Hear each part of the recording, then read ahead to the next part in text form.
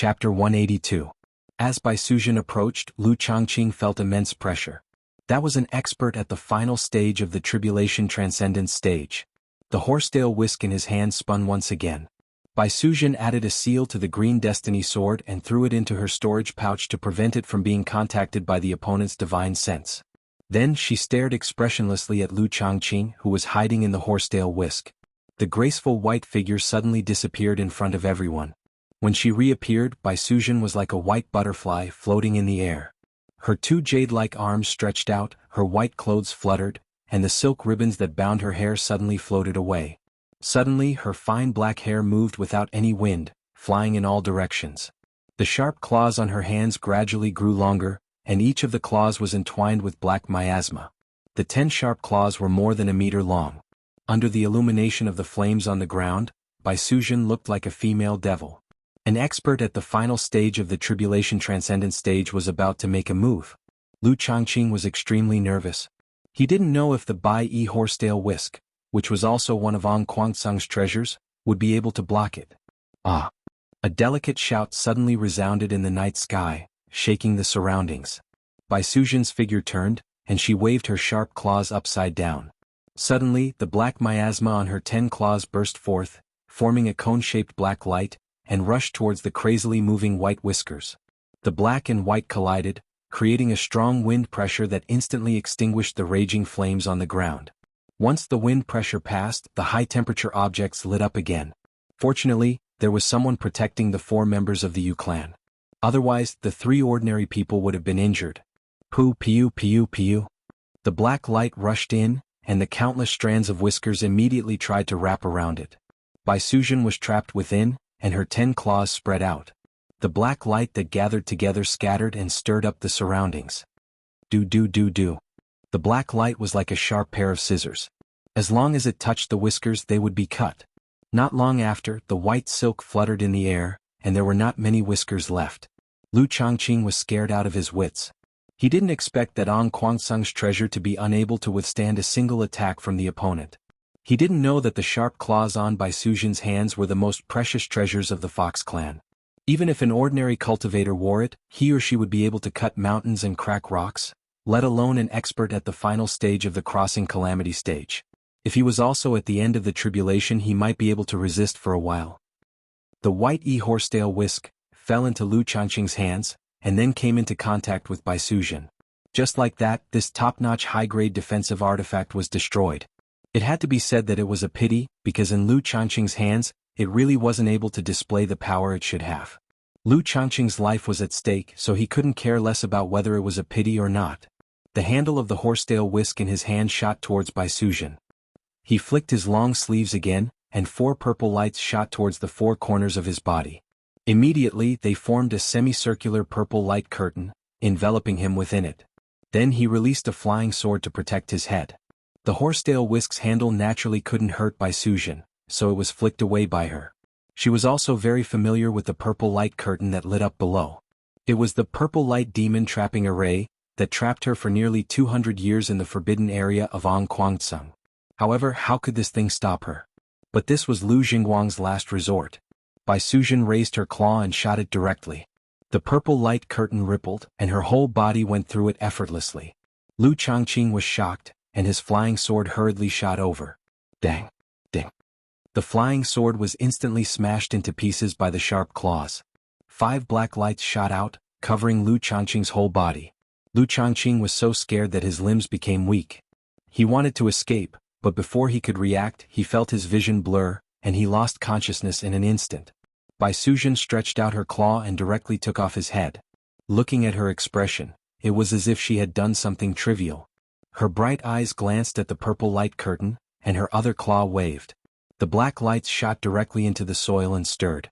The purple light curtain collapsed and disappeared. The purple light demon trapping array was forcibly broken by her. In a flash, a white figure appeared beside Yu Qianqiu, and Lu Changqing's head was thrown at his feet. At this time, Yu Qianqiu had already stood up.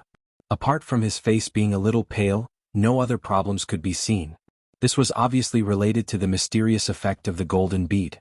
On the other side, Guan Yu was still lying down. Scoundrel! Little Yu Wuqiu ran over and kicked Lu Changqing's head at his mother's feet. As a result, his own feet hurt and he hugged his feet and jumped around.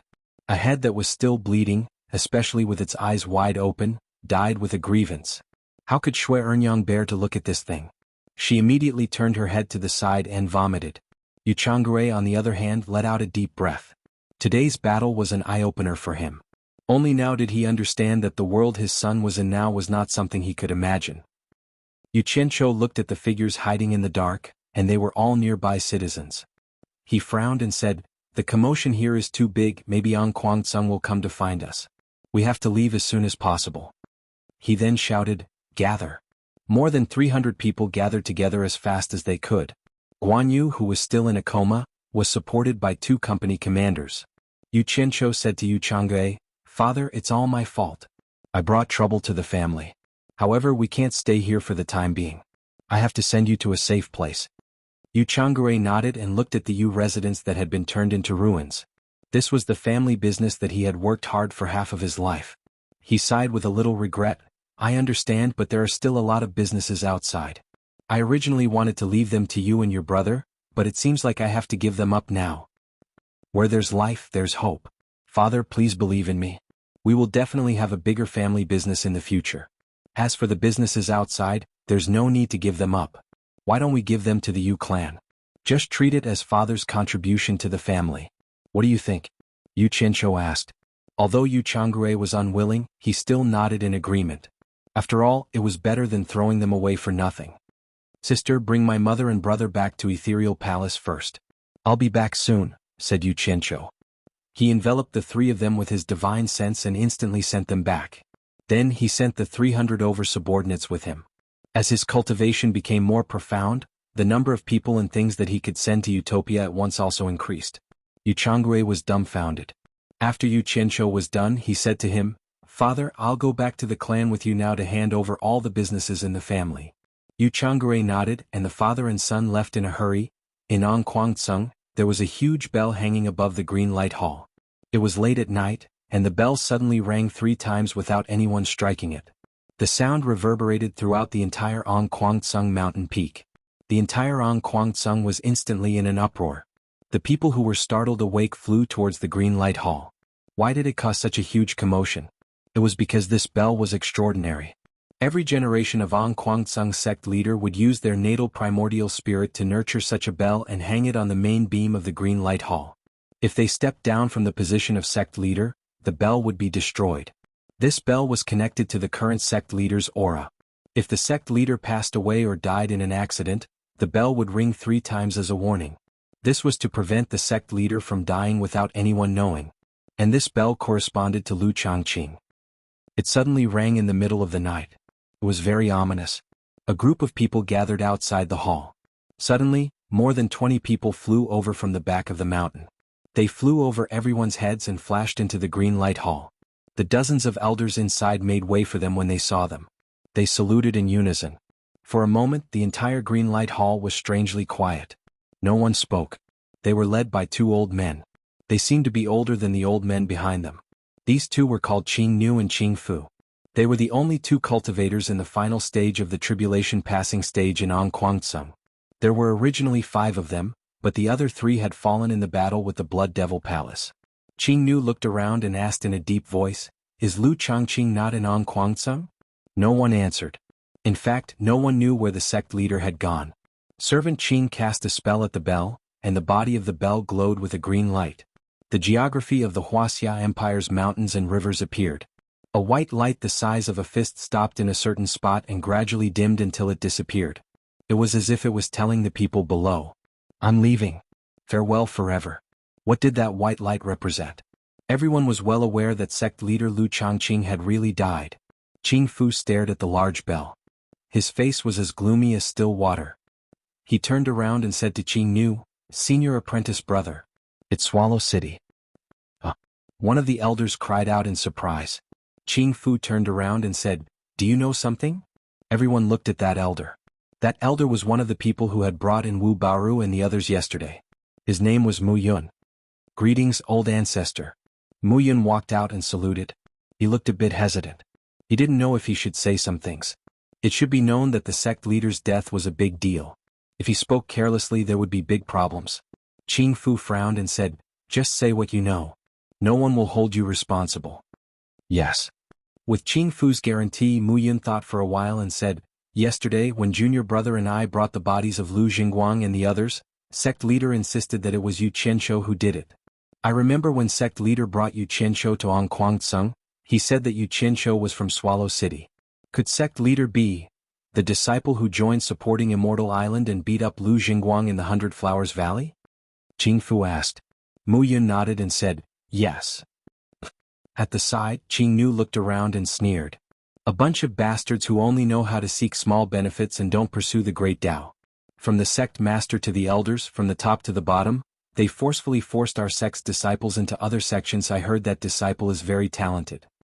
In less than 10 years, his cultivation has already broken through to the core formation stage.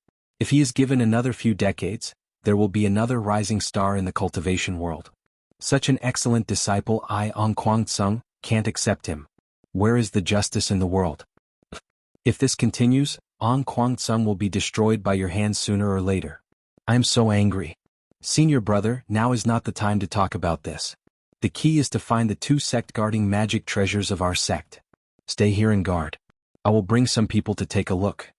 Qing Fu comforted him. He looked at the crowd and frowned, saying, 10 people who live in the back mountain, come with me." He took the lead and flew out of the green light hall. 10 people followed him. The so-called people who live in the back mountain were the seniors who lived in the tribulation passing stage and above in the back mountain of Anquang. The 11 people flew quickly in the air. With their flying speed, it only took a few hours to travel from Anquang to Swallow City. Normally, cultivators below the original infant stage needed to fly on their swords. Once they reached the original infant stage, they could fly in the air. It was flying, not flying. The speed was far slower than flying. Usually, original infant cultivators could still fly on their swords. Only those who reached the tribulation passing stage could fly for a long time without relying on magic treasures like flying swords. Those who reached the end of the tribulation passing stage were naturally even more powerful. They could even teleport within short distances. After flying like the wind and lightning for a few hours, it was already dawn. The 11 people arrived at Swallow City. They stood in the air and looked down. There was still a fire in a big house in the city. Thick smoke rolled up and was very conspicuous. Many people were outside carrying water to put out the fire to prevent the surrounding houses from being affected. Qing Fu pointed at that place and shouted, "Go down." The 11 shadows shot into the middle of the ruins. Their speed was naturally not something that the mortals outside could see. Soon they found Lu Zhangqing, who was beheaded. Qing Fu only glanced at them. When a person walked over with a bare horsetail whisk, Qing Fu's brows furrowed deeply. The white horsetail whisk's value lay in its whisk. Without the whisk, could it still be considered a magic treasure? In the end, the group of people spread out to search, but they couldn't find the whereabouts of the Green Destiny sword. "Look carefully again." Qing Fu ordered everyone and looked around.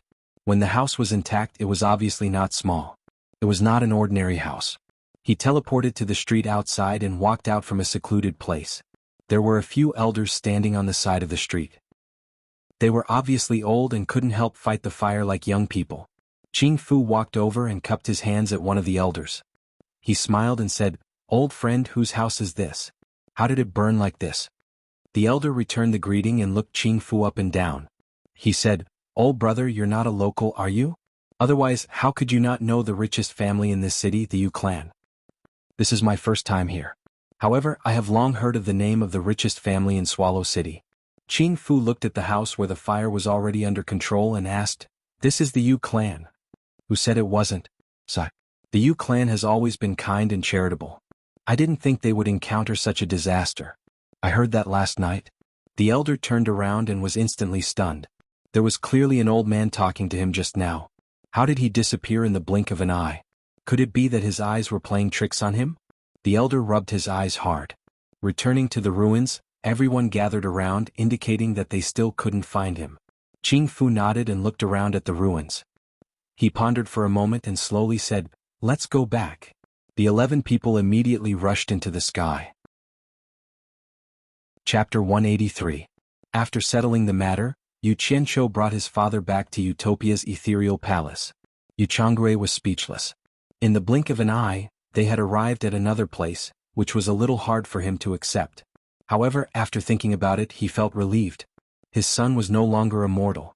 The palace-like building in front of him shocked him even more. Furthermore, it was built on the top of a mountain. How much manpower and money must have been spent to build this? The cold stars shone in the sky. Standing at the top of the mountain, he felt like he could pluck the stars with his hands. He did not dare to speak loudly. "Father, come in." Xianxia saw his father standing outside the palace in a daze and could not help but call out. "What is this place?"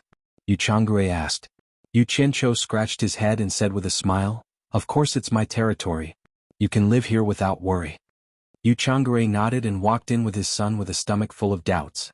As soon as they entered, they saw wuxia running around happily and touching everywhere. The glowing crystals embedded in the walls were especially attractive to him. Seeing that his father and brother had arrived, wuxia ran over and pulled his father. He said in surprise, "Father, look, there are glowing stones everywhere." He did not pay attention to his youngest son's words and casually replied. Along the way he saw beautiful women everywhere. There was not a single man, which made him feel a little strange.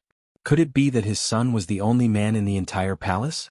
Bai Suzhen had already ordered people to arrange the rooms for this family. At this moment she was chatting with xuanhuan. Xuanhuan was holding her hand and laughing non-stop. Her eyes were full of little stars. The family of four finally met in the ethereal palace. Xianxia heaved a sigh of relief. He looked around and seemed to feel that something was missing. After thinking for a while, he secretly felt that something was wrong. He immediately disappeared from the palace in a flash and appeared directly on the roof of the ethereal palace. A graceful figure was leaning on the railing. Her shoulders were shaking non-stop, and one could faintly hear the sound of sobbing. Xianxia didn't know whether to laugh or cry. It seemed that he was angry and couldn't control his emotions. He seemed to have pushed Chu Pinger and said something rather provocative. Women were very sensitive creatures. Sometimes a wrong word could make her imagination run wild. Not to mention that his words and actions were so hurtful. This was really a terrible thing. But at the same time, women were easy to coax. He didn't know if he could fool her. Ping, or why are you crying?" Xianxia's tone was filled with surprise. He walked over and hugged her from behind. He lowered his body and asked, "Baby, what's wrong? Who bullied you? Don't touch me." Chu Pinger pushed him away and walked to the side, not even looking at him. "Damn it, did those maidservants downstairs bully you? Just you wait, I'll kill them all right now to appease your anger." He spoke as if he had a deep grudge against someone, as if he really wanted to kill someone. "Shameless. You were the one who..." She turned around and saw a pool of blood on Xianxia's chest. She couldn't continue her sentence. But her pretty face was wet. It was obvious that she had just washed it with her tears. Xianxia ran over and said with a smile, Look, I'm back to the feeling of being scolded by you when I peeped at you bathing in Onquangsung." Chu Pinger was so angry that her body trembled. She gritted her teeth and spat out the word shameless again. Scold me all you want. As long as it can appease your anger, I don't mind if you kill me." Xianxia bowed and said. Chu Pinger turned around and didn't look at him anymore. This man's previous actions hurt her too much. It was as if she was just his plaything, a dispensable plaything. "Pinger, don't be angry. I was impulsive just now. I don't want to listen to your explanation. Let me go. I want to go back to Onquangsung. From today onwards, we'll pretend that nothing happened between us." Chu Pinger's words were resolute, leaving no room for negotiation. "Pinger, listen to my explanation." I don't want to listen." Chu Pinger covered her ears with both hands and screamed. Her voice pierced through the night sky, causing many people to run out of Misty Palace to look at the top of the palace. Bai Suzhen teleported to the top and stood not far from the two of them. Not long after, the Yu family of three also arrived at the top of the stairs. Xianxia was stunned. After a long time, he sighed and said, "Looks like you've made up your mind to leave this place and leave me." "Yes," Chu Pinger said without hesitation. She was indeed heartbroken. "There's no room for negotiation?" "No." Xianxia nodded sadly and said, "All right. I won't force you."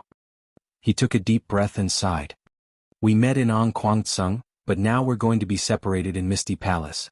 We were clearly in love, but why did we end up like this? It's all my fault." Sigh. "Back when we were in Onquangsung, you asked me when you'd be able to hear my music again. I've always kept that in mind.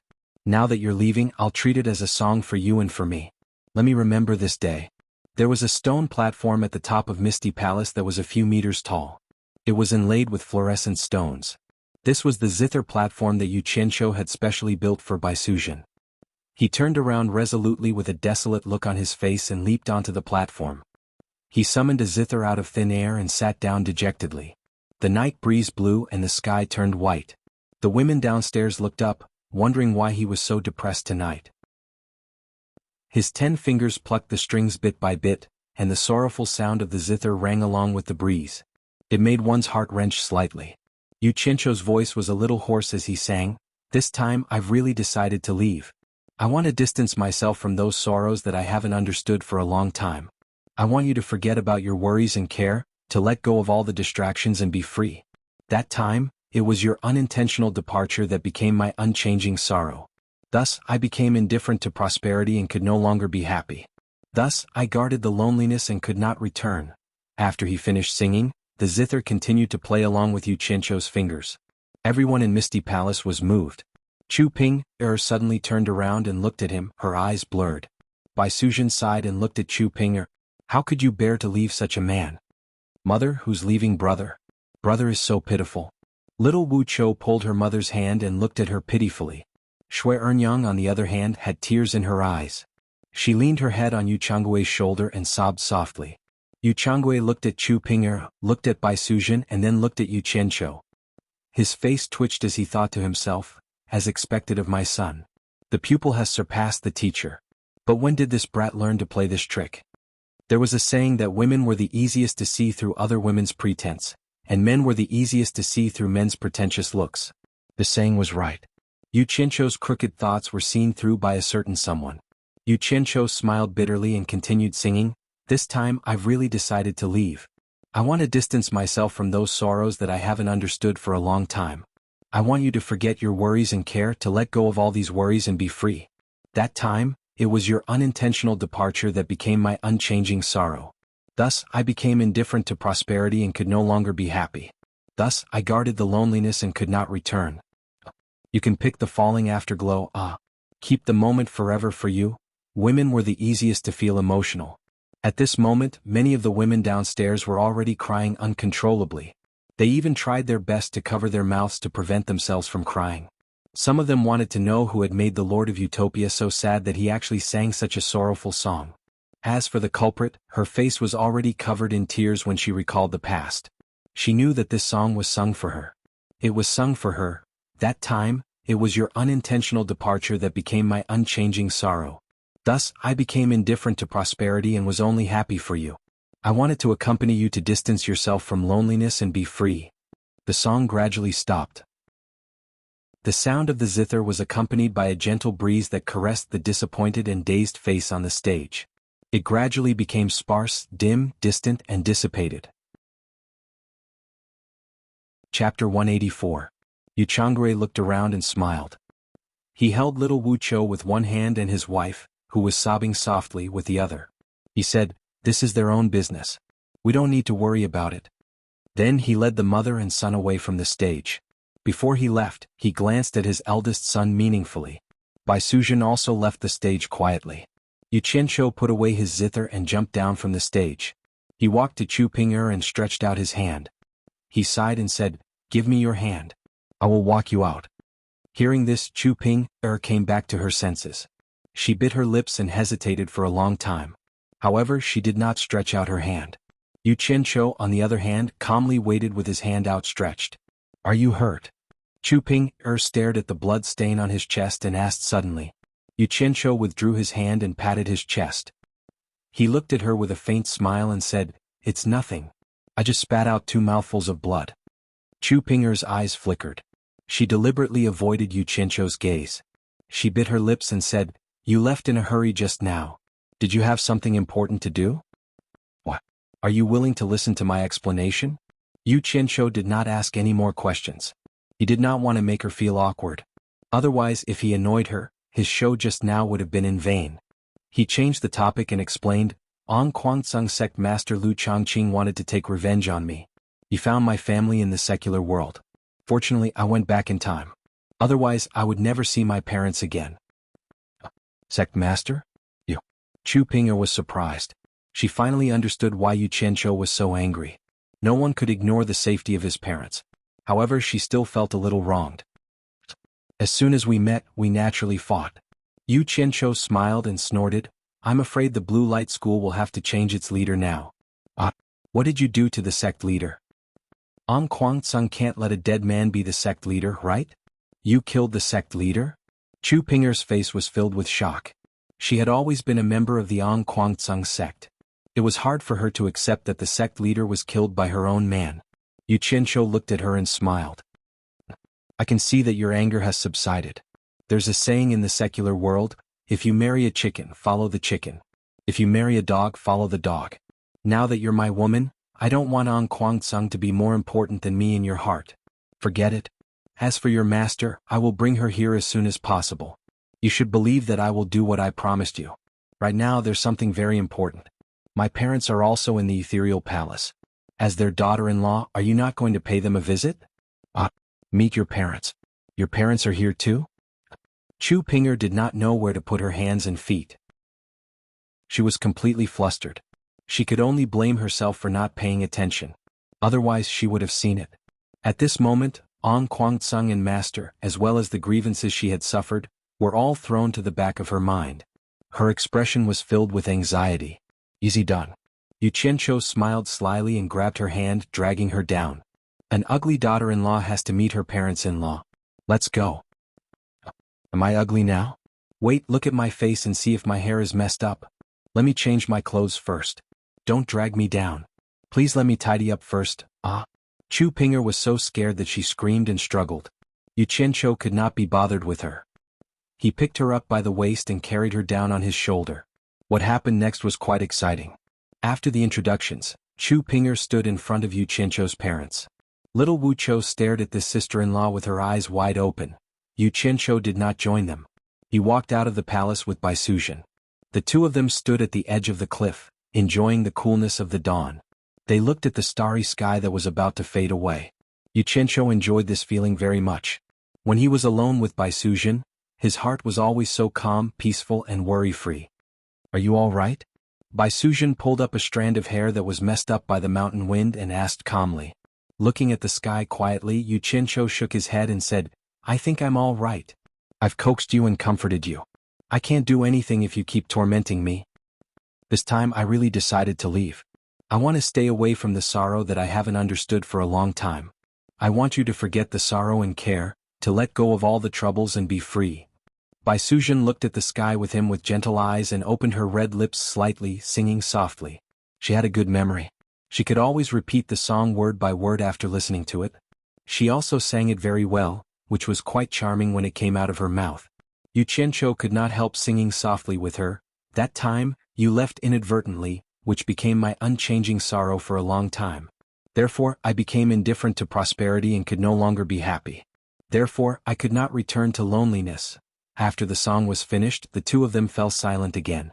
After a while, Bai Suzhen took out the green destiny sword from her storage bag and said, I have wiped away all the divine senses in this green destiny sword. Although such a dharma treasure cannot be compared to a spiritual treasure, it still has some spirituality. You can inject your divine senses into it and become its owner. With more communication, you should be able to understand its effects. It will be helpful for you when you travel outside in the future. Yu Qianqiu took over the green destiny sword and examined it carefully. The body of the sword was blue and cold. There were exquisite patterns on it, and the blade was shining with a cold glow. It was abnormally sharp. He could refine some ordinary dharma treasures now, but he did not know how such a dharma treasure was refined. A wisp of divine senses was slowly injected into the body of the sword. Suddenly, a faintly discernible mysterious force gushed out from nowhere, as though it was rejecting the injection of Yu Qianqiu's divine senses. Yu Qianqiu's divine senses exerted a little force and immediately broke through that rejecting force. His divine senses flowed into the body of the sword, and he instantly understood the structure of the body of the sword. Now was not the time to understand it. The sky was already bright, and it was almost time to meet up with Bai Zitsong and the rest. After keeping the green destiny sword in his storage bag, Yu Qianqiu said, Sister, I'm going to take a look at the 4 major clans. I'm not sure if it's convenient for me to come back anytime. I'll have to trouble you to take care of my family and Chu Ping. Are we leaving now? Let's go check on Guan Yu's injuries first. Then I'll go to Qin Feng's place to retrieve 100 flying swords. The original ones were destroyed by Lu Changqing. You should inform Chu Ping-er and your parents first. Yu Qianzhou pondered for a while and said, I won't. It's fine as long as you know. If they ask, just explain it to them. I got it. Yu Qianzhou looked at Bai Suzhen and smiled. Seeing a strand of her hair fluttering in the wind, he stretched out his hand and gently tucked it behind her ear. She looked at the sky indifferently and let him do whatever he wanted. He teleported to Guan Yu's room in the military camp. Guan Yu was sitting cross-legged to treat his injuries while the 3 company commanders were guarding by the side. When they saw Yu Qianzhou, they wanted to greet Guan Yu, but he waved his hand to stop them, indicating that they should not disturb Guan Yu. He then gestured to ask how Guan Yu was doing. One of the company commanders waved his hand to indicate that it was not a big problem. Yu Qianzhou nodded. In front of them, he changed his blood-stained clothes and left with a peace of mind. When he came to the bottom of the valley, it had become Manager Qin Feng's territory. As for the treasures that were originally stored here, they had all been transferred to the secret chamber when the ethereal palace was built. The entrance to the secret chamber was in Bai Suzhen's room. Other than Yu Qianzhou and Bai Suzhen, no one else could enter. At this time, Qin Feng was engrossed in alchemy. Looking at his sloppy appearance, he looked quite formidable. Yu Qianzhou thought about it and decided not to disturb him. After ordering 2 people to bring 100 flying swords, he appeared again in his own room in the Cultivation Alliance. When he said goodbye to Quan Deming, he naturally had to accept some reminders from the other party. Yu Qianzhou also put on a look of humility and acceptance. After he came out, he walked directly to the Bai clan's shop. Bai Zitsong and the other 3 were already waiting for him. The 5 of them left the 100 Flowers Valley. Bai Zitsong released a flying instrument and carried them away. Chapter 185. The 4 great families in the cultivation world did not accept disciples as widely as other sections. Instead, they had been in the cultivation world for many years in the way of the family. They neither regarded themselves as righteous nor as demonic. In this cultivation world, which was clearly divided, one had to say that they were different. The Bai, Jing, Wu, and Tan clans were established with formations. For example, the hidden secret pavilion in the 100 Flowers Valley was opened by the Tan clan. Most of the storage bags used by the hidden secret pavilion were from the hidden secret pavilion. Storage bags weren't something ordinary people could make. Without profound formation knowledge, it was impossible to even think about it. The Wu clan was established with their auction house. This was a business that was built on their reputation. Everyone in the cultivation world knew that the Wu clan's eyes for appraising items weren't ordinary. Everything that was auctioned by the Wu clan wasn't fake. At least it was like that for now. As long as people had money, they could buy anything they liked without worry. With such a good reputation, the Wu clan's auction house naturally had a monopoly position. However, the commission they took was relatively high. The Jing clan was established with blacksmithing. In the entire cultivation world, there probably wasn't any sect that could surpass the Jing clan in blacksmithing, including the supporting Immortal Island. The flying artifacts that the various sects used were almost all from the Jing clan. Although it wasn't considered a magic treasure and only had a simple function of enlarging or shrinking, it was impossible without profound blacksmithing skills. This kind of seemingly simple artifact was something that the various sects couldn't make. The Bai clan was a rather mysterious clan. They rarely moved around outside. The few shops they had were all selling insignificant items. It was similar to a shop that sold goods. However, this low-profile clan was willingly led by the other 3 major clans. They were the number 1 clan among the 4 major clans. There was a legend that the 4 major clans were originally one clan. The Jing, Wu, and Tan clans were the servants of the Bai clan. However, they separated from the Bai clan and became the 4 major clans. That was why the 3 clans were still led by the Bai clan. Yu Qianzhou naturally heard about this. Right now, there was still half a day before they arrived at the Wu clan. He was a bit bored on the flying artifact, so he asked about this topic. Zitsong, rumor has it that your 4 great families were originally one family. Is that true? Yu Qianzhou asked curiously. Hearing that, Wu Liqing, who was controlling the flying instrument, turned around and exchanged glances with the other 3. Bai Zitsong shook his head and said, whether this rumor is true or not, let alone you, even the 4 of us don't know.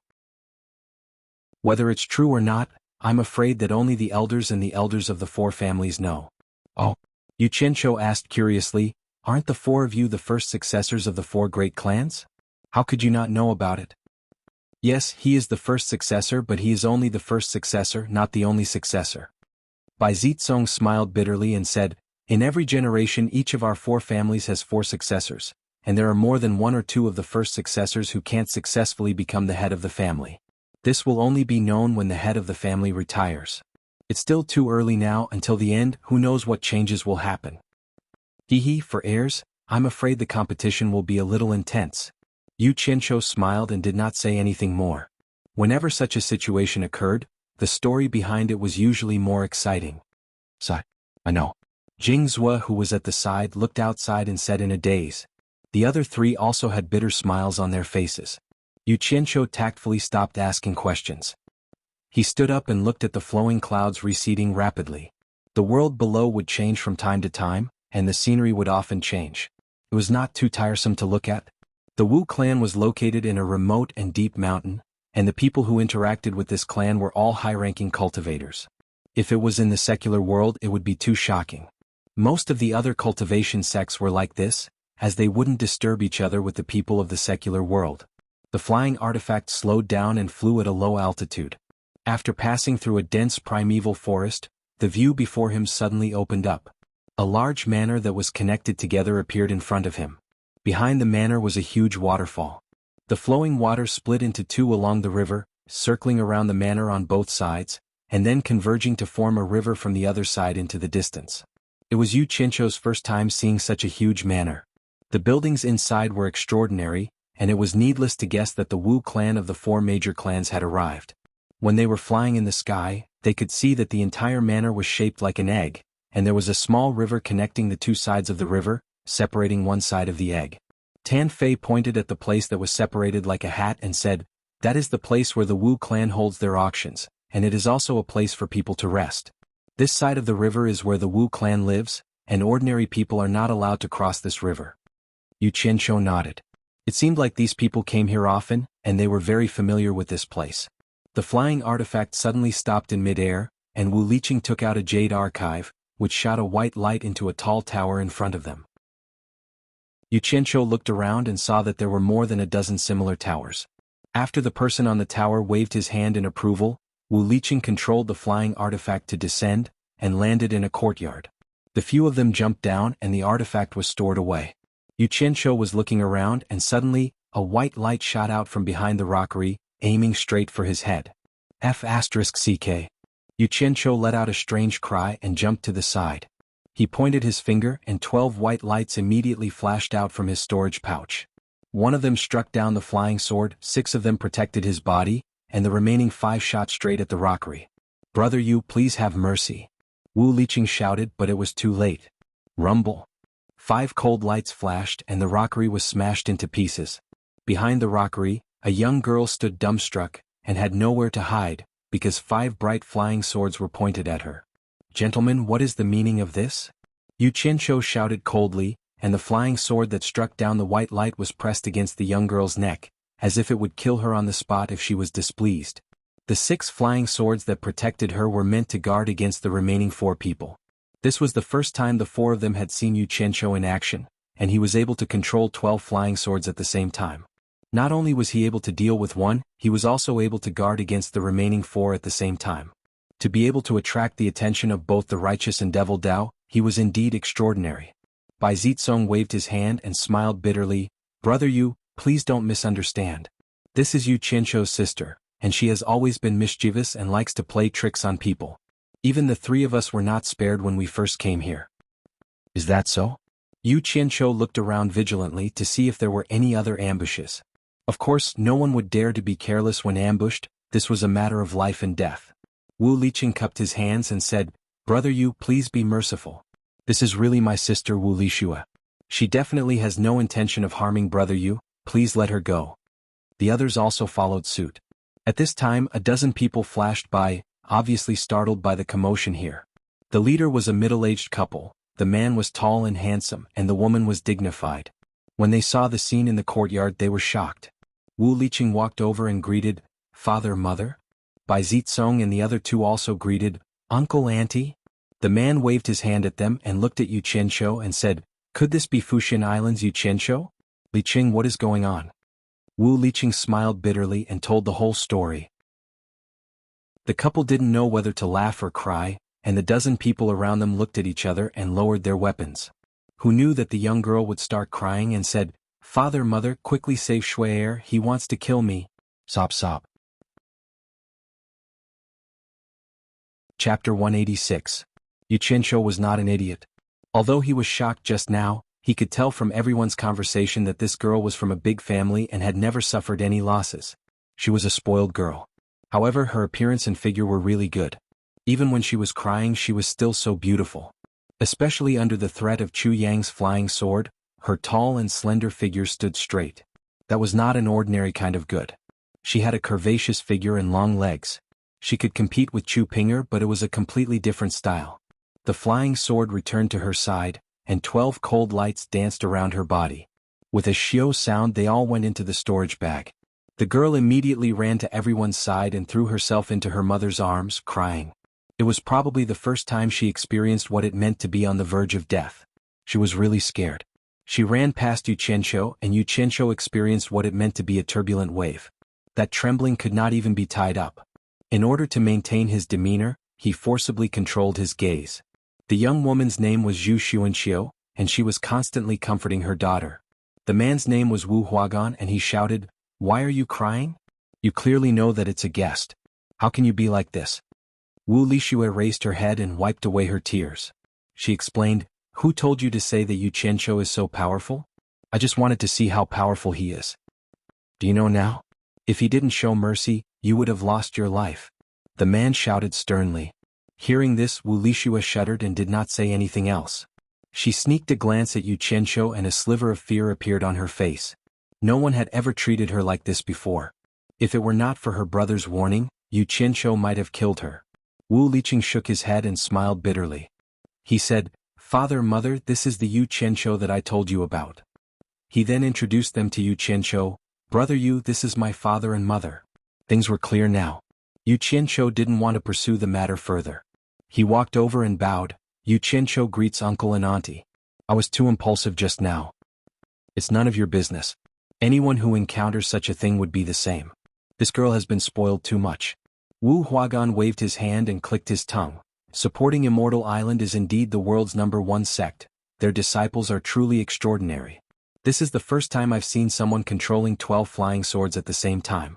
Legend has it that in ancient times, there was a myriad swords devil monarch who could control tens of thousands of flying swords at the same time. I didn't expect the supporting Immortal Island to have such a mystical sword art. This is truly an eye-opener. The supporting Immortal Island does have it, but it's all fake. It looks good, but it's useless. This is the real deal. Xianxia replied humbly, "You flatter me, uncle. Alright, it's over. Liqing, take care of the guests on behalf of the Wu clan. We won't disturb you anymore," Wu Huagan said to his son and led everyone away. Zhu Xuanxiu suddenly realized that his daughter was still in a daze and asked curiously, "Shui, aren't you leaving?" Wu Lixue hesitated for a while and said timidly, "Shui, made a mistake just now. I want to accompany the guests with my brother as an apology." Everyone looked at each other and felt as if the sun had risen from the west. Wu Huagan smiled, "Let her be. Let's go." Zhu Xuanxiu frowned and glanced at Xianxia before following her husband and the rest out of the courtyard. After everyone left, Wu Liqing looked at Wu Lixue with a troubled expression and said, "Why are you staying?" Wu Lixue glared and shouted, "Father has already agreed, it's none of your business." Then, as if she thought of something, she glanced at Xianxia and lowered her voice, "You don't have to care about me, I'll just follow you." Xianxia was overjoyed. It was good to have a beauty accompanying him. Moreover, it was a hot girl. The waves were surging.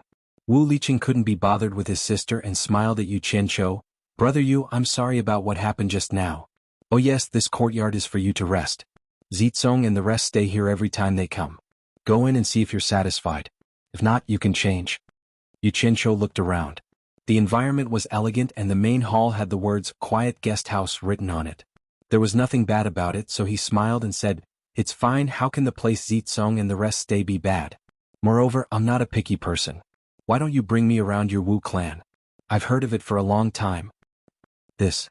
Wu Liqing was a little troubled and said, "Brother Yu, to tell you the truth, our family has a rule that outsiders are not allowed to enter many places without the permission of the parents or the Elders Guild. If you want to go around, you can only go to the Hat Island, that specializes in auctions.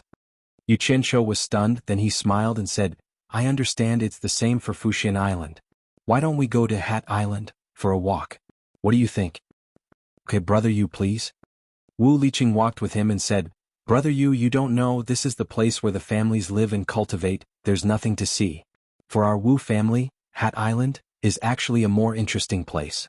Usually we can't even go there without permission. The 5 of them walked in front, Wu Lixue fell a few meters behind and followed them obediently without saying a word. Bai Zitsong and the other 2 turned around and looked at each other. They had a tacit understanding and smiled at each other. They had already experienced this girl's craziness.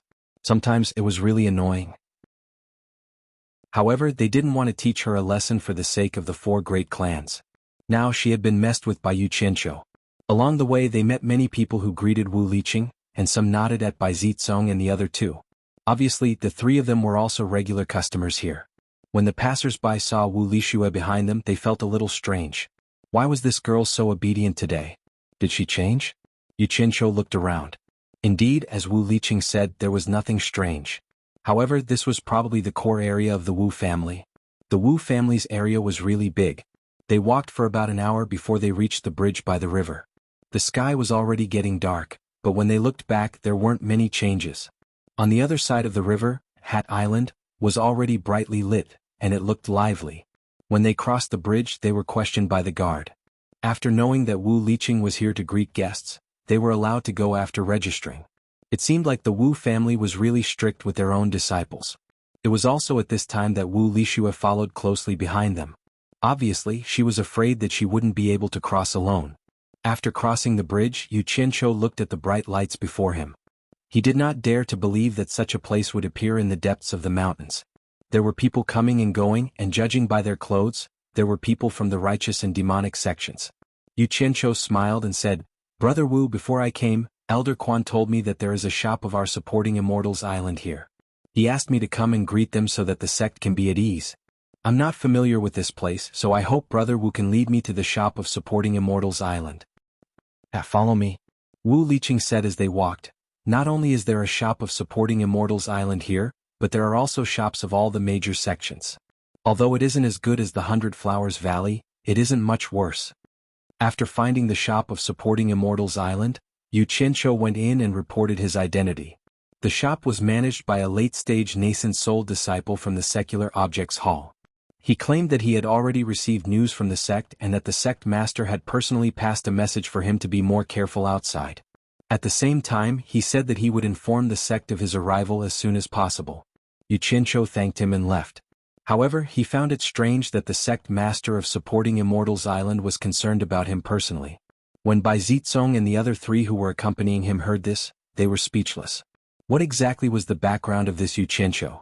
It wouldn't be an exaggeration to say that the number of core formation realm disciples in supporting Immortals Island was as many as the hairs on a cow. However, the sect master of the world's #1 sect had such an honorable identity, yet he was concerned about him at all times. It was simply unbelievable. After strolling for quite a while, they saw that the crowded places weren't far away. Xianxia asked curiously, Brother Wu, I think this place is much livelier than the 100 Flowers Valley. Why are you saying that it isn't as good as the 100 Flowers Valley? Wu Liqing said with a smile, the 100 Flowers Valley has a deep background. At the same time, it has the support of supporting Immortals Island and the 10,000 demons. There really isn't a second good trading place in the cultivation world. You can see so many people now because tomorrow is the grandest auction in the cultivation world that happens once every 5 years. That's why there are so many people here. Once the festive period is over, it will naturally be much quieter. It can't be compared to the 100 Flowers Valley. Xianxia said with a smile, if the 100 Flowers Valley also starts to hold auctions, wouldn't it steal your Wu clan's business? Wu Liqing smiled but didn't answer. Bai Zitsong snorted and said, the 100 Flowers Valley already has the support of the righteous and devil sects. It is already very conspicuous. If they also steal the business of the 4 major clans, I'm afraid they will become too popular and make everyone jealous. When that time comes, no one will be able to protect them. Xianxia thought about it and agreed. It was good to be the richest person in the world, but it wouldn't be good if all the poor people in the world had their eyes on you. You would be in danger of being divided up at any time. After going around many places, Wu Lixue followed behind them and looked around in high spirits. There were too many people and there were a few times when she almost lost them. This might be the reason why she didn't come out too often. However, because her appearance was too outstanding, she had already attracted many people's attention. It was better for the righteous past disciples as they had to consider their status even if they wanted to take a look. Some of the evil past disciples were used to acting casually and were sizing her up without any restraint. Their eyes lingered on her protruding body and almost touched it. If she wasn't wearing the Wu clan's attire and this was the Wu clan's territory, something might have happened. Bai Zitsong and the others were frowning, but they didn't want to spoil Yu Qianzhou's interest since it was his first time here. They intentionally slowed down their pace and tried not to get too far away from Wu Lixue. Yu Qianzhou finally noticed it too. He laughed and said, "Brother Wu, I love good food. Are there any good restaurants around here? Can you bring me there to have a taste?" Wu Liqing was happy to see this. He pointed at a magnificent restaurant in front of him and said, "That Gulu house is owned by my Wu family. It can barely be considered the best restaurant in this area. The food and wine are also good. Brother Yu, why don't you go there and have a seat?" Yu Qianzhou had already seen that 3-story restaurant, so he said it on purpose. He nodded and smiled. "It's built by the river and the water is murmuring. Muru residence? Interesting. Let's go there." They went in. Wu Liqing was familiar with this place, so he asked for a good private room. When they climbed to the 3rd floor, a few people came down. The leader was surprised and said, "Brother Yu Ha, why are you guys here?" Yu Qianzhou took a look. It was none other than Yan Zhuixing from the 100 Flowers Valley. He cupped his hands and said, "Brother Yan, why are you here too?" Bai Zitsong and the other 3 also cupped their hands. Although they did not like him, they could not pretend not to know him since they had eaten his food. "Ah, I'm here for the auction tomorrow. Are you guys going to the private room upstairs?" Yan Zhuixing smiled. He glanced at Wu Lixue behind them and was slightly stunned. It was not his fault. Wu Lixue's body was too hot. Any man would not be a man if he did not take a few more glances at her. But that was often the case. Once people had a prejudice against someone, even the smallest flaws would be magnified infinitely. His actions were nothing in the eyes of Bai Zitsong and the other 3. "That's right." Yu Qianzhou looked around and smiled. "The sky has just turned dark and Brother Yan is already full?" No. Yan Zhuixing came back to his senses and smiled. "The private room upstairs is too boring. On the contrary, the lobby downstairs is wide open. It's nice to be able to drink with water. I've asked the waiter to change the window to a place near the river. Alright, why don't you guys come with us? I'll treat you guys to a drink." "That's not good. How can we always let Brother Yan treat us? Why don't we?" Yu Qianzhou dragged the latter part of his sentence on purpose. As expected, he was not disappointed. Yan Zhuixing grabbed him and said warmly, "Brother Yu, you don't have to be so courteous with me. Please give me face." He dragged him away as he said, "Damn it. Only an idiot would not take advantage of such an opportunity." Yu Qianzhou blinked his eyes as he passed by Zitsong and the other 3. He said as he walked, "Since Brother Yan is so hospitable, we won't reject him. Let's all come together." They looked at each other and followed him. Wu Lixue also saw Yu Qianzhou blinking her eyes. She didn't know what he was doing with her brothers, but she thought it must be fun. So she followed them without inviting her. Sitting by the window and listening to the sound of flowing water, it was indeed a unique scene, although there were a lot of people around. Seeing that everyone had taken their seats, Wu Lixue sat beside her brother. It seemed that she didn't know how to be courteous. The people following Yan Zhuixing should be his underlings. They found a seat and sat down.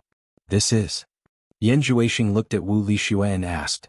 Wu Liqing shook his head and smiled bitterly. "This is my sister. I came uninvited, please forgive me, Brother Yan." "So it's Brother Wu's sister.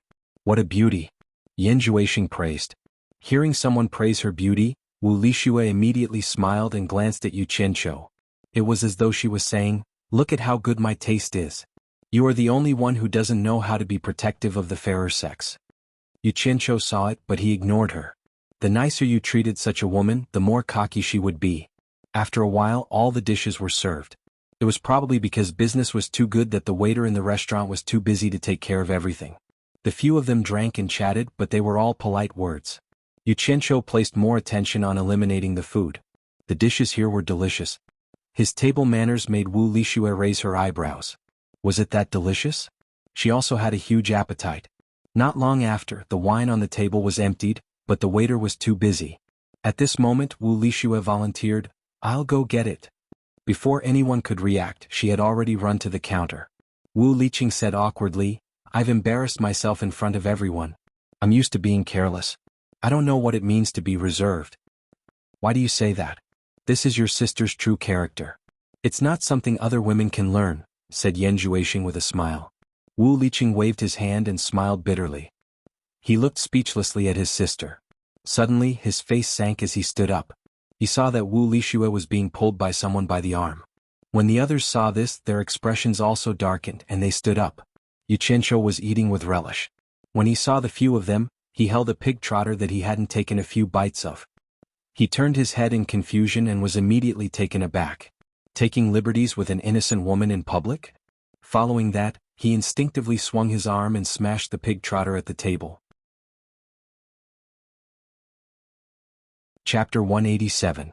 No matter how weak the people at the table were, they wouldn't be hit by Yu Qianqiu's pig trotter. When they heard the whistling sound, they all dodged before they could see what it was. Bang! The dishes on the table were smashed. Although they dodged, the pig trotter hit the table. The soup and water splashed everywhere. Not many people around were spared. The man who grabbed Wu Lixue let go and looked at Yu Qianqiu. He shouted, "Who did this?" Wu Lixue wasn't a kind person. Once her hands were released, she immediately clenched her fist and punched the man's face. Unfortunately, the difference in their cultivation was too big. She was in the middle stage of the foundation building realm while he was in the late stage of the core formation realm. The man casually caught her fist. With a twist, he lifted her arm behind her back and restrained her again. "Let her go." Wu Liqing shouted and leaped over with a flash. Bai Zizong and the other two followed closely behind him. The four of them had always been united against a common enemy. Yan Juexing also followed. If he didn't drag them downstairs, they probably wouldn't have encountered such a situation. Naturally, he couldn't stay out of it. The subordinates he brought with him also followed him. Yu Qianqiu casually grabbed a roast duck that was missing a leg from the table, and walked over unsteadily. Both sides were at daggers drawn, and it seemed like they were about to start fighting. However, Wu Lixue was in their hands, so Wu Liqing didn't dare to act rashly. He kept asking them to let her go. The surrounding diners immediately vacated a space. First, it was convenient for both sides to fight. Second, they were afraid of getting involved. The man who grabbed Wu Lixue sized him up and couldn't help but sneer. "So it's a disciple from the four major clans. What's wrong with your Wu clan? Putting aside the fact that we came all the way here, you don't even give face to the Wu clan and even insulted us. Is this how your Wu clan treats its guests?" The person he was talking about was naturally Wu Lixue. "So, it's a senior from the Luo sect. I am Hundred Flowers Palace's Yan Juexing. I hope that everyone can give me some face and let this matter go. It won't be good for anyone if this matter blows up." Yan Juexing was trying to mediate. Both sides were not new to the cultivation world, so they could naturally tell which sect they were from just by looking at each other's clothes. The man sneered, "Give you face? When did the Flower Palace interfere in the matters of the four great clans? Who was Yan Juexing of the 100 Flower Palace? Do you know him?" The people behind him immediately laughed, indicating that they had never heard of this person. This was a disguised form of humiliation to him. Yan Juexing's expression changed slightly, but he still said politely, "Let's talk things out. Please let them go first." "I can let her go, but she has to accompany me for this drink. Otherwise, how will my De Luo sect keep its face?" said the man as he looked at Wu Lixue. His eyes swept back and forth between her ample bosom. "Since when did De Luo sect have an opera singer?"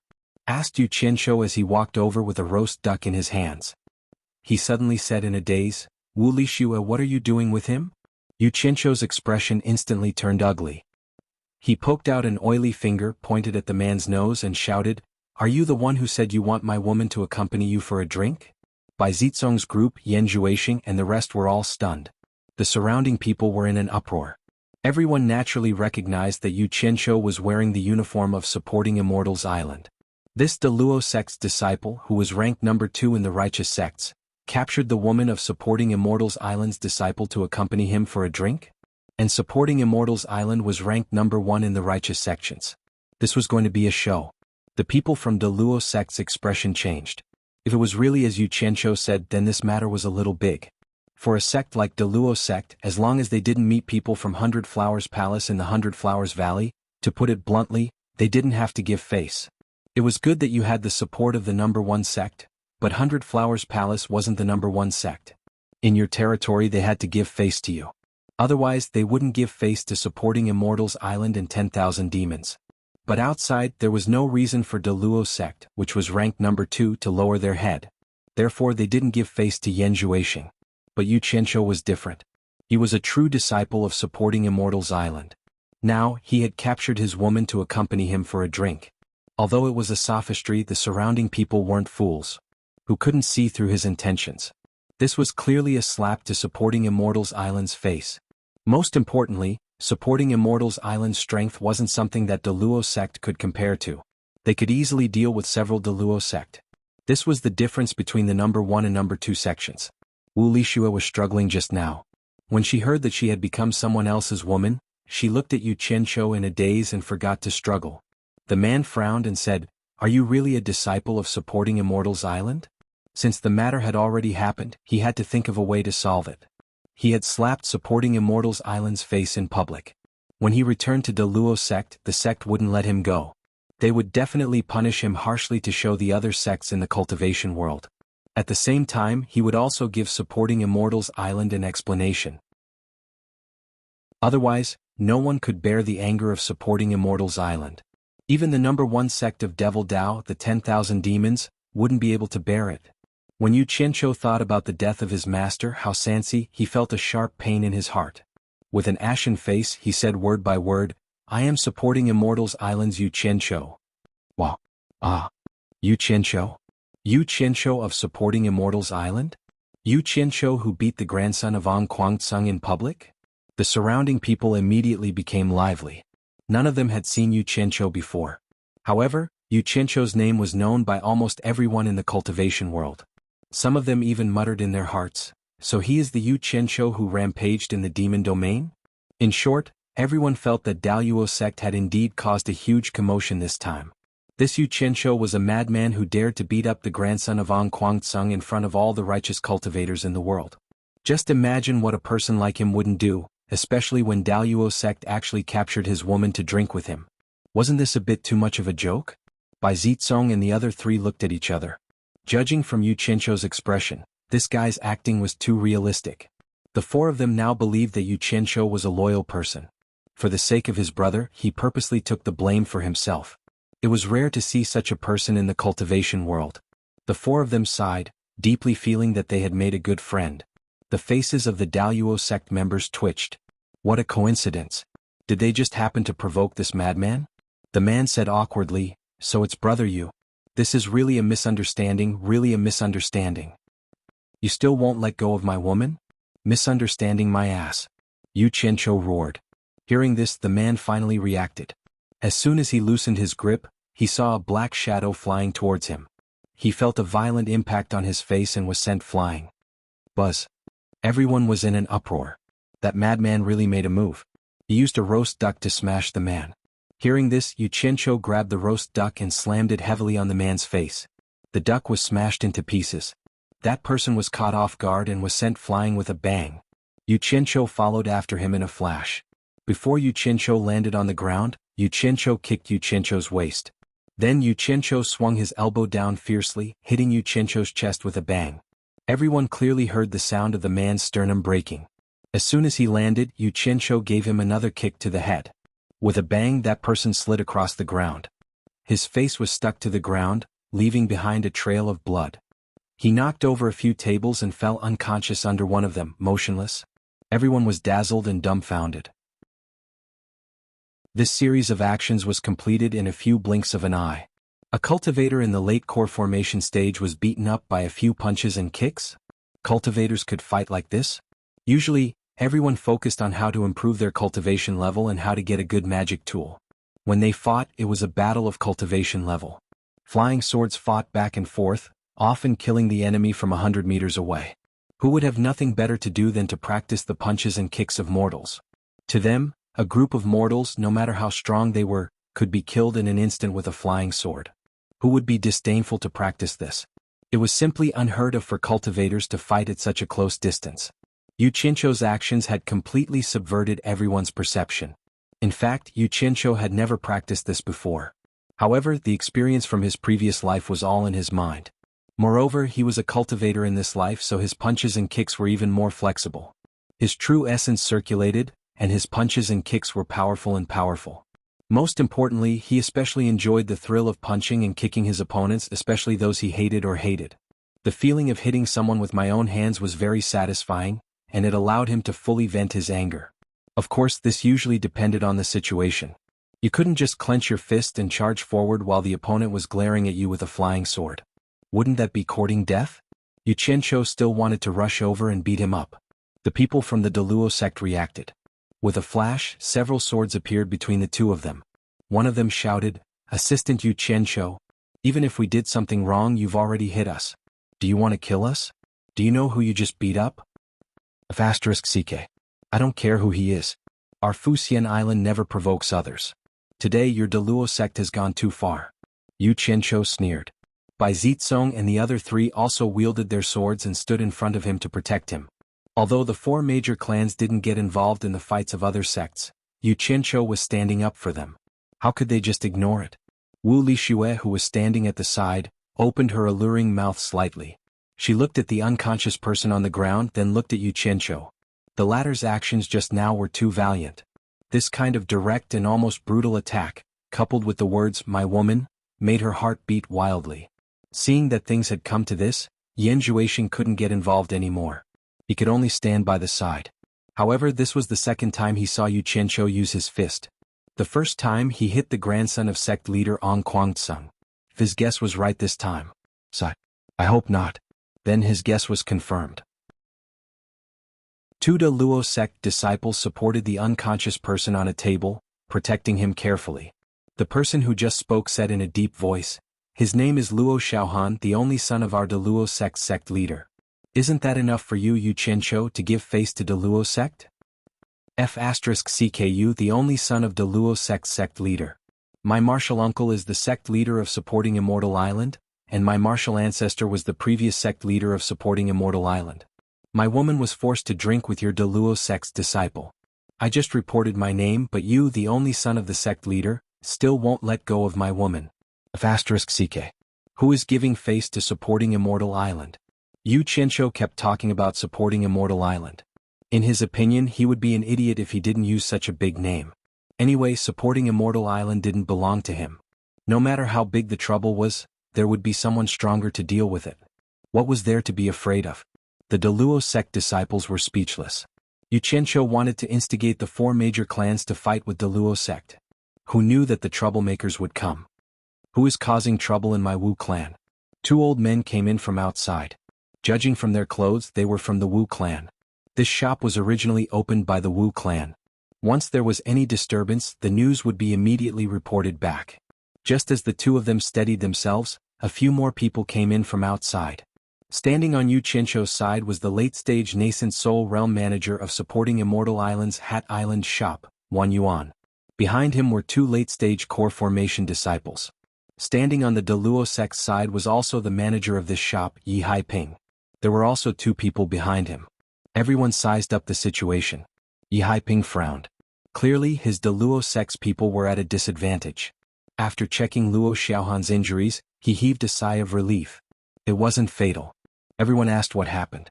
Wu Liqing reported to the two old men. Naturally, the Deluo sect explained to Yi Haiping. Xianxia wasn't that polite. He pulled Xuanhuan back and addressed him as martial uncle.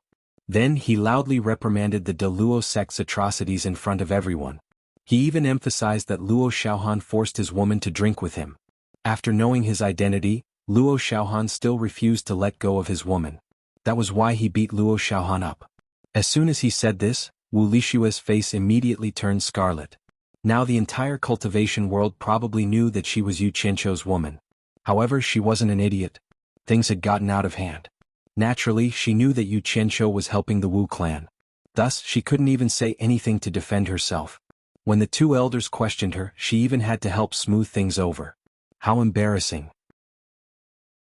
If she knew that something like this would happen, she wouldn't have come with her brothers. The two elders' complexion turned ashen. The Deluo sect was clearly bullying the Wu clan. Xuanhuan's expression was gloomy, but he was happy in his heart. Xianxia's reputation was well-deserved. No wonder the sect master valued him. He had beaten up the Deluo sect master's only son in one move. He had truly made supporting Immortal Island proud. Furthermore, Xuanhuan's side was in the right and could explain everything. As for whether Wu Lixue was Xianxia's woman, he didn't care. At least she didn't deny it. After listening to his disciple's stammering report and hearing the other party's stern accusation, Yi Haiping's brows knitted together. It was obvious that Luo Xiaohan was the one who took liberties with Xianxia's woman. However, he was too daring. He didn't take action when the other party reported supporting Immortal Island's name. He was truly arrogant and didn't know the immensity of heaven and earth. It was fine if he was arrogant in other places, but why did he provoke supporting Immortal Island? Brother Wan, my Deluo sect was unreasonable. I apologize to you. Look at how Xianxia beat up Luo Xiaohan. Why don't we put an end to this matter? If this matter is blown out of proportion, it might affect the harmony between both sides. Yi Haiping spoke helplessly. Chapter 188. Xuanhuan sneered with a sullen face. I don't want to hurt the harmony between the two sides. It seems that your Deluo sect doesn't put my Fuxian Island in your eyes.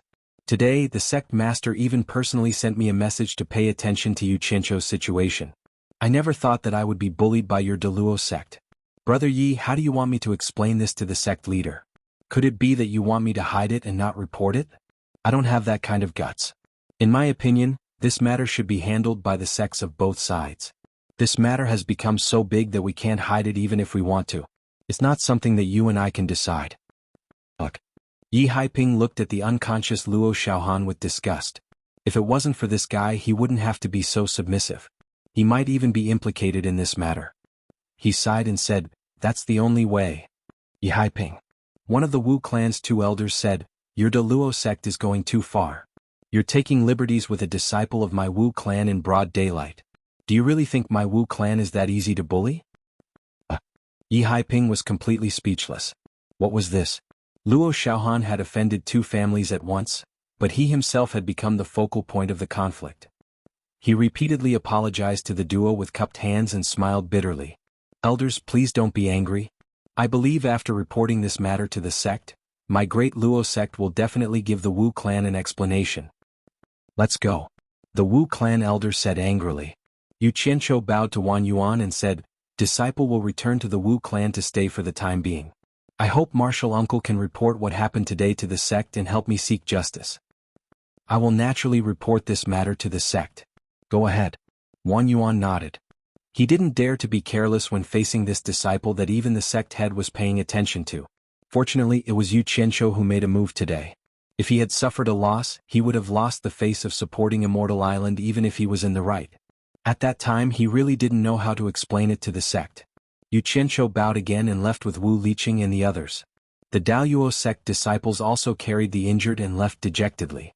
When the spectators from the various sects saw that there was no more excitement to watch, they immediately went back to what they were doing. When the six of them returned to Quiet Guest House, Wu Huagan and Zhu Xuanxia were waiting for them. This was something that could not be avoided. Parents' concern for their children was unquestionable. Wu Liqing immediately explained the matter in detail. Xianxia didn't think much of it, but Wu Lixue's face was so red that she didn't dare to raise her head. Some things that were destined could not escape. After learning of the exalted sect's actions, as furious as the couple was, the matter had already been handed over to their clan. It was no longer something they could make a decision on. However, Xianxia said that Wu Lixue was his woman in front of everyone. He believed that with Xianxia's fame, this matter would soon spread throughout the cultivation world. Now she knew that he had good intentions at that time, but how was she going to restore her daughter's reputation? In this era, a woman's reputation could not be tarnished so easily. Could it be that he had to tell the truth? Things had already come to this. If he really told the truth, not only would Fuxian Island not agree, even the Wu clan would not agree. One had to know that he had already beaten Luo Xiaohan to such a state. If the exalted sect knew the truth, even if they didn't dare to seek revenge from Fuxian Island, would they not dare to seek revenge from the Wu clan? However, if he didn't tell the truth, wouldn't his daughter's lifetime of happiness be in regret? Wu Huagan and Zhu Xuanxia's expressions were uncertain. Yu Qianqiu stood there seriously for a while. He felt uncomfortable all over and looked around at the furnishings in the room. He didn't have a deep understanding of the concept of this era. To him, it was just a casual statement to find a reason to beat up that bastard. He didn't really do anything to Wu Lixue. After the matter was over, they would go their separate ways. Soon after, the couple brought Wu Liqing and Wu Lixue away. Yu Qianqiu immediately heaved a sigh of relief. He found a spacious chair and laid down on it leisurely. "Brother Yu, you've caused trouble?" Bai Zizong smiled bitterly. Yu Qianqiu struggled to get up and sneered. "What trouble? Didn't I just beat up that Luo Xiaohan? Why would I be afraid of him?" Tan Fei and Jingzhu looked at each other. The latter shook his head. "I'm not talking about that. I'm talking about what you did to Wu Lixue." Yu Qianqiu was stunned. He scratched his head. "I didn't do anything to her. Didn't I almost kill her in the beginning? Isn't that a thing in the past?" This guy obviously didn't know himself. Did he really not know what was in his head? Tan Fei didn't know whether to laugh or cry. "You said Wu Lixue is your woman in front of everyone.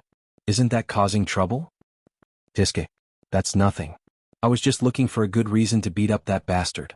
Even if I beat him up with another reason, I would be in a lot of trouble without the support of my sect.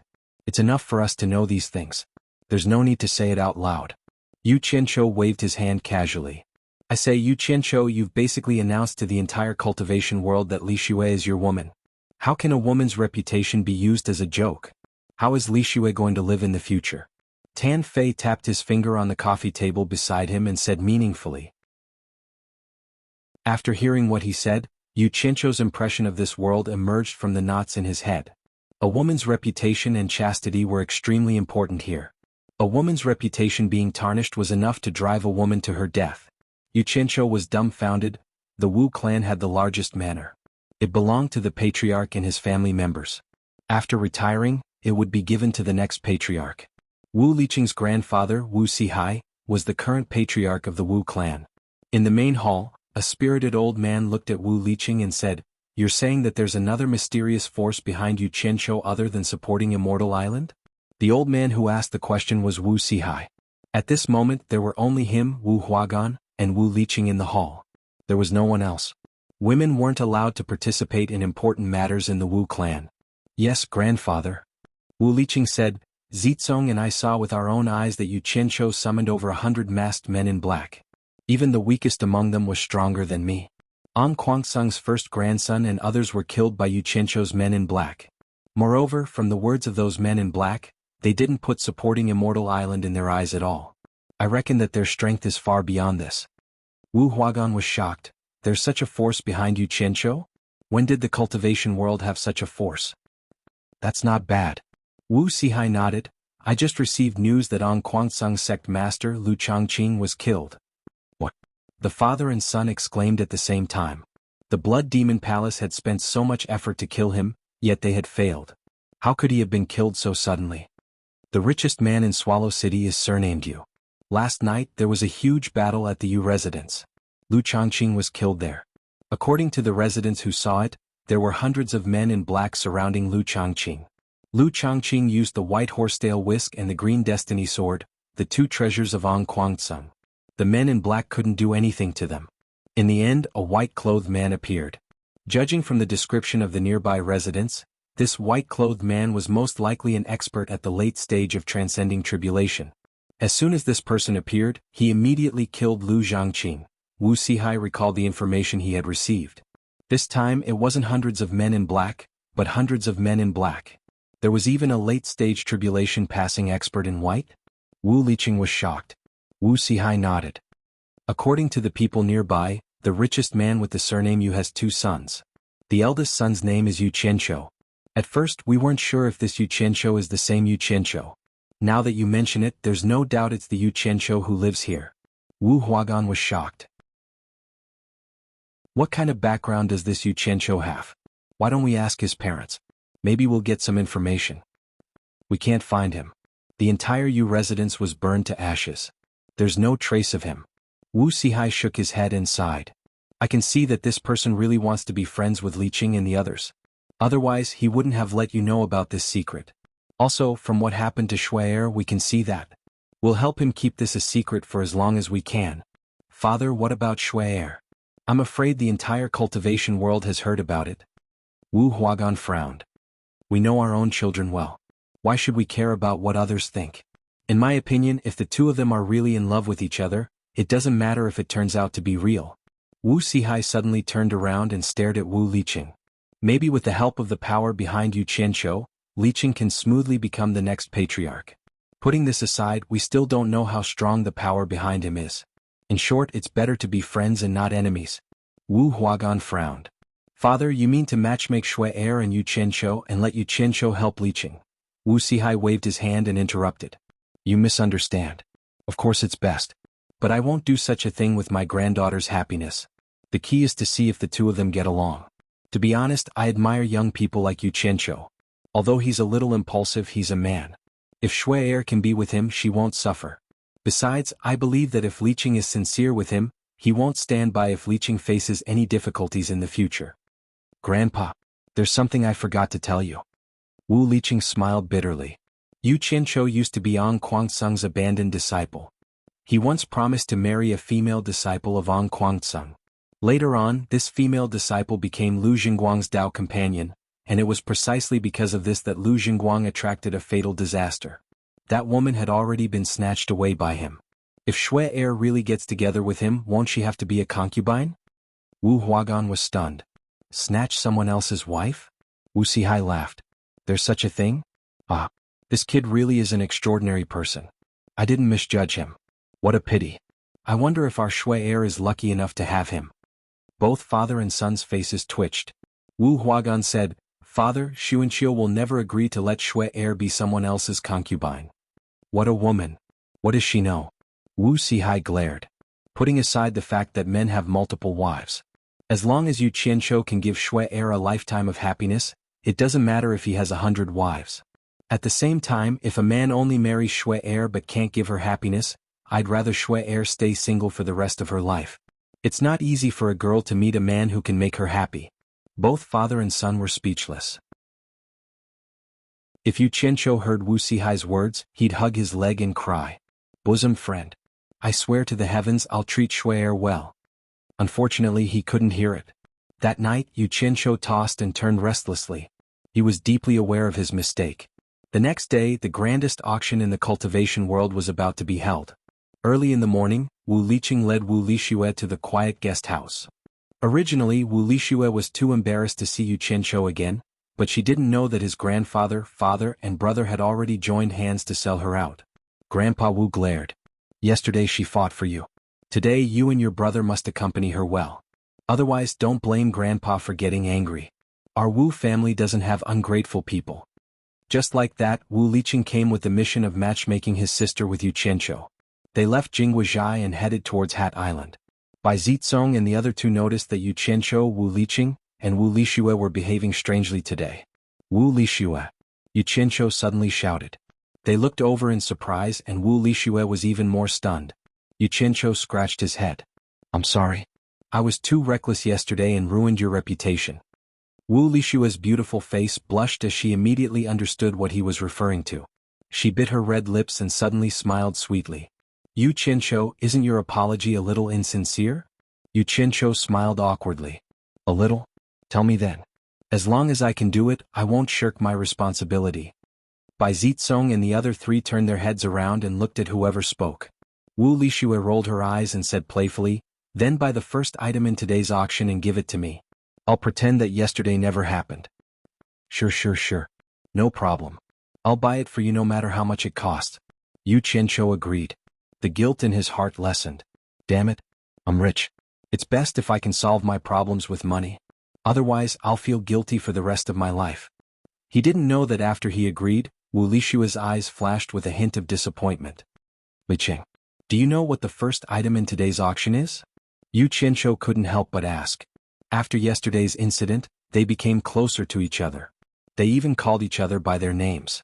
Wu Liqing shook his head. I don't know. Only the customers and the person handling the auction know about it. Other than the elders and parents who have the right to ask, it's kept a secret from everyone else. But one thing is for sure. Only valuable items are auctioned in this kind of auction. Why? Did Qianqiu agree too early?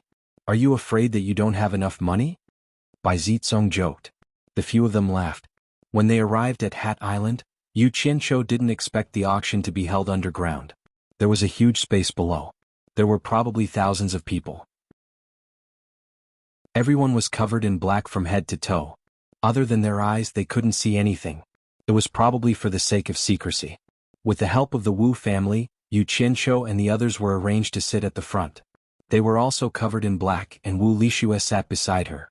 The auction began. On the stage in front, 2 Wu clan's disciples carried out an object covered in black cloth. From the looks of it, it should be an oval object. The host of the auction was an elder of the Wu family. After the elder came up, he signaled the disciples to take off the black cloth on the auction item. What appeared in front of everyone was a black object the size of a winter melon. It looked like an egg, but they had never seen such a big egg before. Yu Qianqiu muttered to himself, "Is this a dinosaur egg? Are there dinosaurs in this place? Damn it, auctioning a dinosaur egg?" Just when everyone was trying to figure out what it was, the black object suddenly turned bright red. Not long after, it darkened again. After a while, it glowed red again. The process repeated as if there was something breathing inside. Chapter 189. What is this? The audience was in an uproar as they had never seen such a treasure before. Yu Qianqiu turned around to look at Wu Lixue, and the latter just happened to turn around to look at him. Both of them were slightly startled when their eyes met. The former revealed a questioning look as though he was saying, "Are you sure you want this item? Don't you want to exchange it for something you like?" However, it seemed like Wu Lixue hadn't reached the realm of telepathy with him yet. Her charming face blushed as she turned around shyly. Fortunately, her entire face was covered, and she could sit at the side without anyone seeing through her shyness. Yu Qianqiu pouted indifferently. "Since you like it, then I will buy it." The host of the auction was Wu clan's elder, Wu Tai. Wu Tai looked at clan head Wu Sihai, who was in the dark room at the side of the stage, and the latter nodded. Wu Tai turned around and swept his gaze below before speaking in a clear voice, "Everyone, the auction will still follow the old rules. The highest bidder wins. I won't say any more nonsense and will introduce the first item to everyone." Looking at the item that was flickering in red and black, Wu Tai shook his head and sighed. "It is shameful to say this. For so many years there hasn't been an item that our Wu clan couldn't appraise. Today we have finally encountered one. Our Wu clan can't differentiate the authenticity of the first item, but I believe it is also a treasure. According to the seller's estimation, this item might be the egg of the divine bird, vermilion bird. Our Wu clan has flipped through the ancient records to find the legends. The divine bird vermilion bird's egg does have some similarities with this item, but we can't be certain. In view of this, after discussing with the seller, we have decided to make this the first item. If you are interested, why don't you buy it and incubate it? Who knows, you might really be able to hatch a divine bird vermilion bird." Haha. Once the statement was out, it instantly caused the audience to burst into laughter. What a joke, divine bird vermilion bird. That was something that only existed in legends. Who had seen it before? If it was true, why didn't the seller incubate such a divine item himself? Why did he want to auction it? Lian Yu Qianqiu also felt that this was a bit absurd. He looked at Wu Lixue, only to see a pair of large eyes curiously staring at the so-called vermilion bird egg. Yu Qianqiu was speechless. "I will buy it. Everyone." Wu Tai waved his hand and said, "The first item, vermilion bird egg. The starting price is 5,000 upper-grade spirit stones. Every increment must be no less than 1,000 upper-grade spirit stones. Those who are willing to buy, please bid. The highest bidder wins." Haha. The audience burst into laughter again. If it was really a vermilion bird egg, then selling it at 5,000 yuan was a bit too cheap. After everyone laughed, they looked around to see which idiot would bid for this thing. For a long time no one made a bid. Even Bai Zitsong and the other 3 couldn't help but look at Yu Qianqiu. He didn't look like someone who would go back on his words. Yu Qianqiu sat quietly, unmoved. On the other hand, Wu Lixue was a little embarrassed. Could it be that he was afraid of being laughed at by buying this thing? However, she didn't think that everyone was covered up, so who would know who was who? Yu Qianqiu had his own plans. No one is bidding? Wu Tai looked around, shook his head and sighed. Wu clan holds a grand auction once every 5 years. I didn't expect it to be unsold today. Finished speaking, he waved his hand at the disciples on both sides, signaling them to bring the item down. "Wait. I will buy it with 5,000 upper-grade spirit stones." It was a woman's voice, her tone was pretty good. Everyone looked over, someone was bidding at the corner of the front row. Many of them guessed that it was a young mistress from some sect who had too much money. Ah, at least it didn't go unsold. Wu Tai said excitedly, "Is there anyone else bidding? If not, this item will belong to this lady." Just when everyone was sneering in their hearts, Yu Qianshou raised one hand and said, "I will bid 6,000. There was another uproar. But no one knew that he was cursing in his heart. Damn it. I wanted to take advantage of this at the most crucial moment. Why did you come out to mess things up? The woman who made the bid earlier looked over and raised her hand. 7,000. 8,000. Yu Qianshou shouted again. That woman raised her hand again without hesitation. 10,000. Just when Yu Qianshou wanted to raise the price again, someone shouted, 15,000. It was a man's voice. Adding 5,000 in one go, Yu Qianshou stopped bidding. Damn it. There's someone even more sinister than me. Just like everyone else, they all looked at the black-clothed man in the middle who acted as if nothing had happened. This time, no one laughed anymore. They all looked at the vermilion bird egg on the stage. Could it be that there was really someone who knew what it was? 16,000. That woman raised the price again. 20,000. That man also raised the price again. He was obviously more generous than that woman. The woman hesitated for a while and finally shouted, 20,000. Under everyone's gaze, the man raised his hand, 20,000. It seemed like he was determined to win. And that woman finally stopped. After waiting for a while, Wu Tai looked around and shouted, 20,000. Is there anyone else bidding? 30,000. Yu Qianshou raised his hand again. To someone who was determined to win, there was no need to be so stingy when raising the price. Who asked him to also be determined to win? Everyone originally thought that Yu Qianshou had been scared off, but who knew that it would start again? This time, everyone knew that there was going to be a good show to watch. The two people who were determined to win were going to have some sparks. That man paused for a moment and raised his hand, 50,000. Yu Qianshou said without hesitation, 100,000. That woman in the corner suddenly looked at him and knew that she was tricked by him. 11,000 increments. It turned out that he didn't even put it in his eyes. Wu Lixue, who was at the side, looked at him with her heart thumping. It turned out that he really wanted to buy it for her. After waiting for a moment, Wu Tai laughed heartily and said, "It has already been raised to 100,000. Does this mister still want to raise it?" Of course he was happy. The Wu clan would take 20% of the transaction price of every item, and this 100,000 would be a profit of 20,000 for the Wu clan. How could he not be happy? And the mister he mentioned was naturally the man in the middle. The latter raised his hand and said, 150,000. The crowd was in an uproar as this price was already very high. Yu Qianshou said indifferently, 300,000. The crowd instantly felt as though they were struck by lightning, and there was absolute silence. He doubled the price in an instant and it was already 60 times the base price. That woman in the corner took a glance at him. Previously she was still a little angry, but now she had completely lost her temper. It wasn't that he was tricking her, but she simply didn't have the strength to accept the challenge. When Wu Sihai, who was in the dark room on the stage, heard the bid, he suddenly looked at Yu Qianshou. One had to know that Yu Qianshou's seat was arranged by the Wu clan in advance, and he naturally knew who was sitting there. Wu Lixue didn't even dare to raise her head. This man was fine when he didn't show his prowess, but once he did, he would be so domineering and awe-inspiring, and she was completely convinced.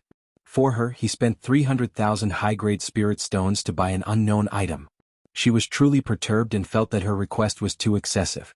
Bai Zitsong and the others looked at one another in dismay. They knew that Yu Qianshou was rich, but they didn't expect him to be this rich. 300,000 high-grade spirit stones to buy an item as a gift for a woman. He was truly ruthless. They knew that it would be hard for them to do such a thing. Wu Liqing was now truly admiring his grandfather's foresight. If Shui really followed Yu Qianshou, she definitely wouldn't feel bad. At the very least, she wouldn't run out of money. Chapter 190. It was the first time the crowd saw someone auction an item like this. The other party only bid 150,000, and he directly raised it to 300,000. Even if he was rich, he didn't have to do this. Actually, Yu Qianshou didn't want to do this. The key was that he had to buy this broken thing. Looking at the other party's bidding, he was really rich and overbearing. If the two of them continued to compete, who knew how high the price would go? Therefore he decided to be even more ruthless. As long as you're not afraid that I'll give up halfway, you can follow me and raise the price if you have the ability. Wu Tai was excited and shouted, it's already 300,000. Is there anyone else? Does that gentleman still want to raise the price? Everyone's heart was beating fast. If that person followed and raised the price, according to Yu Qianzhou's way of raising the price, it might double again. But if he raised the price and Yu Qianzhou didn't, then he would really suffer a big loss. It wasn't rare for there to be shills in the auction house. It was to raise the price of the item they were auctioning, and then suddenly stop bidding. The item that the buyer originally needed to pay 10,000 spirit stones would often be raised by several times. Looking at Yu Qianzhou's bidding method, it really looked like shills. In fact, both of them looked like it. That person paused and shook his head, indicating that he didn't want to raise the price. The whole crowd heaved a sigh of relief. Yu Qianzhou's worried heart also relaxed. Then, when he thought of paying 300,000 top-grade spirit stones, his heart ached. This unlucky girl, if you wanted something valuable, I would be more comfortable paying money. But it just had to be this broken egg. I don't even know if it's an egg. If it's a glowing stone, I'll definitely vomit blood. But there's no other way. Who asked me to already agree to it? Sigh. The relationship that I built with great difficulty with the 4 major families can't be destroyed. I'll find a chance to earn it back. That's what Yu Qianzhou thought. Good. Since no one is raising the price, then this vermilion bird egg is this gentleman's. Wu Tai announced loudly. He didn't expect that the first item to be auctioned would be sold at such a good price. Usually, the items in the auction would be the best, and the last item to be auctioned would be the best. On the stage, one of the Wu clansmen walked to Yu Qianzhou's side and asked him if he still wanted to continue with the auction. If he still wanted to continue, Yu Qianzhou could ask him to settle the money for the first round, and the rest of the auction would continue after he returned. Yu Qianzhou indicated that he would continue to participate and stood up to follow him. The auction entered a short break. This seemed to be troublesome, but in fact there was no other way. The cultivation world was not like the secular world. If a cultivator with a high cultivation deliberately made trouble and bid for everything, but in the end, didn't pay a single cent and floated away, who could stop him? Wouldn't the entire auction become a child's play? This kind of thing wasn't said randomly. It had really happened before, so there was such a rule. Everyone was used to it and could understand it. The Wu clansmen respectfully led him backstage. They had no choice but to be respectful. Those who could casually take out 300,000 high-grade spirit stones were big customers. After all, they were doing business. There were many people backstage, and even Wu Sihai came out from the dark room. Although the Wu clansmen didn't wear black robes like him, Yu Qianzhou didn't recognize him. Someone led him to a big funnel, and he knew that it was a magic tool for counting spirit stones. Yu Qianzhou had seen it in the spirit stone mine in Angquangceng before. He took out 300,000 high-grade spirit stones in one go, and if it was counted by the number of people, who knew how long it would take to count? An elder beside Wu Sihai walked over and pointed at the magic tool with a smile. "Mister, please pay." He meant for Yu Qianzhou to pour the spirit stones directly into the funnel. Yu Qianzhou frowned and said, "I don't have that many high-grade spirit stones." That elder was stunned and smiled awkwardly. "Mister, you aren't joking, right?" Wu Sihai suddenly said, "It's the same if you use medial-grade and low-grade spirit stones of the same value."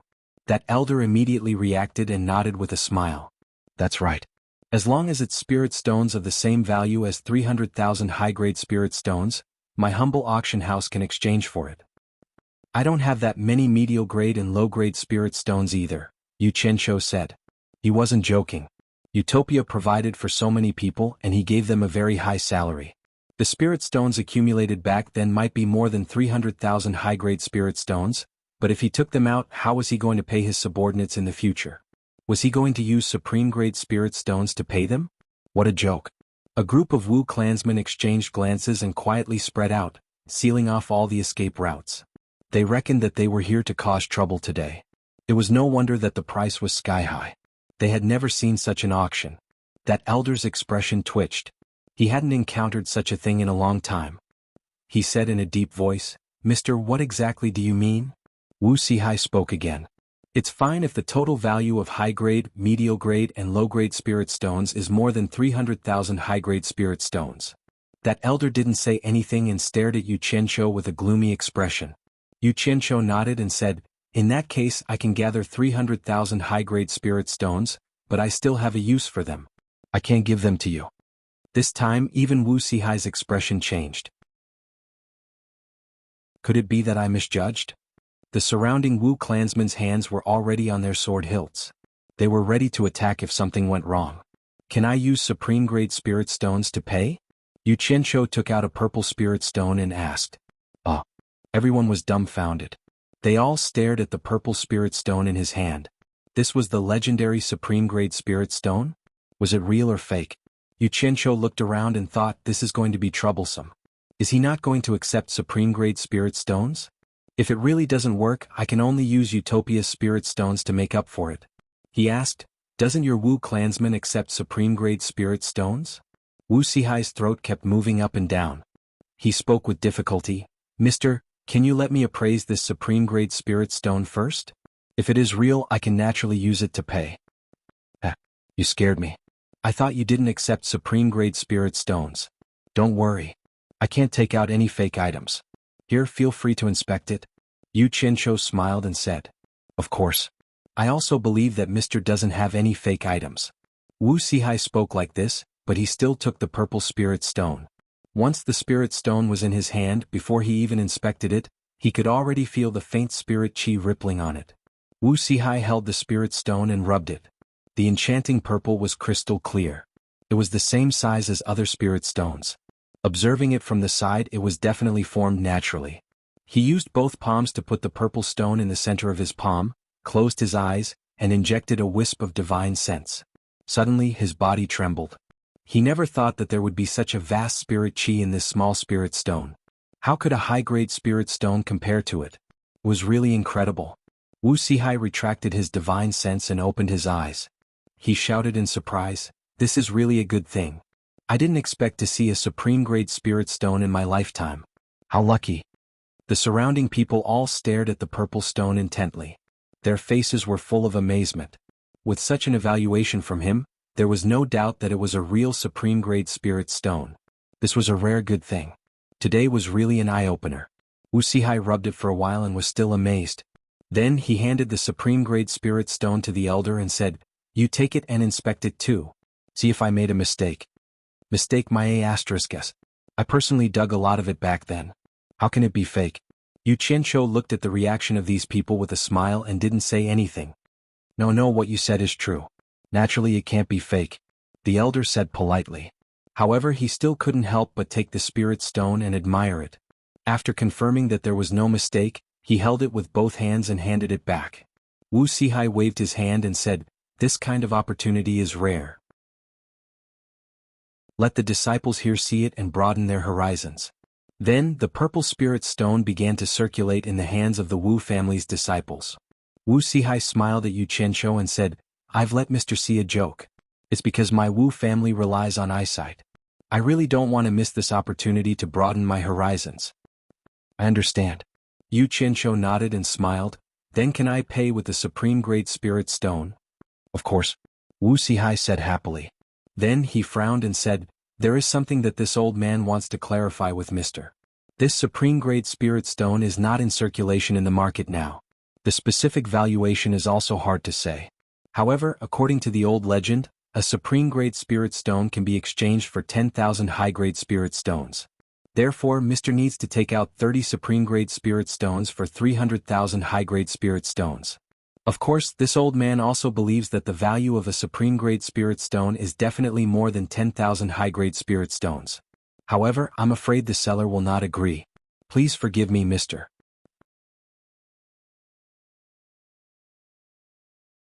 Chapter 191. Understood. Yu Qianqiu walked to a table, took out 2 purple spirit stones and put them on the table. He turned around and smiled. Including that one, there are 30 spirit stones in total. You guys check it. The elder quickly walked over and smoothed out the small pile of sparkling purple spirit stones. After checking, he said with surprise, not bad, not a single one is missing. Wu Sihai nodded and smiled at Yu Qianqiu. Mr. is willing to pay such a high price. You must have confirmed that this is a vermilion bird's egg. My Wu family relies on eyesight. This old man's eyesight is poor, so I would like to ask Mr. to teach me a thing or two on how to identify this item. I wonder if Mr. can enlighten me? Is this really a vermilion bird's egg? You've asked the wrong person for me to teach you a thing or two. Who the hell knows what this is? I just promised a friend that I would give the first item of the day to her. Yu Qianqiu's expression, which was hidden under the black cloth, was also twitching. This gift was enough to make his heart ache. Hearing this, Everyone was speechless. Wu Sihai squeezed out a smile and said, "Mr. is really generous. By the way, mister, do you want to take this item now or after the auction is over?" "Leave it here first. Let me see if there are any other good items later," Yu Qianqiu said. Wu Sihai waved his hand, and a disciple handed over a plate with the word "one" written on it. Yu Qianqiu took the plate without asking anything.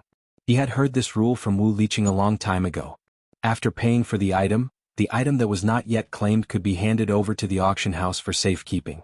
At the same time, the auction house would hand over a plate that was arranged according to the item's serial number to the buyer. The buyer could not only claim the item after the auction, but also raise the plate to bid during the auction. Yu Qianqiu bid for item number 1, so the plate was 1. "You two, escort Mr. back to the auction house and tell Elder Wu Tai to continue the auction," Wu Sihai said to the two disciples. "Thank you," Yu Qianqiu said courteously, and followed the two disciples who had been leading the way respectfully back to Wu Lishue's side. The other people present also realized that something was wrong.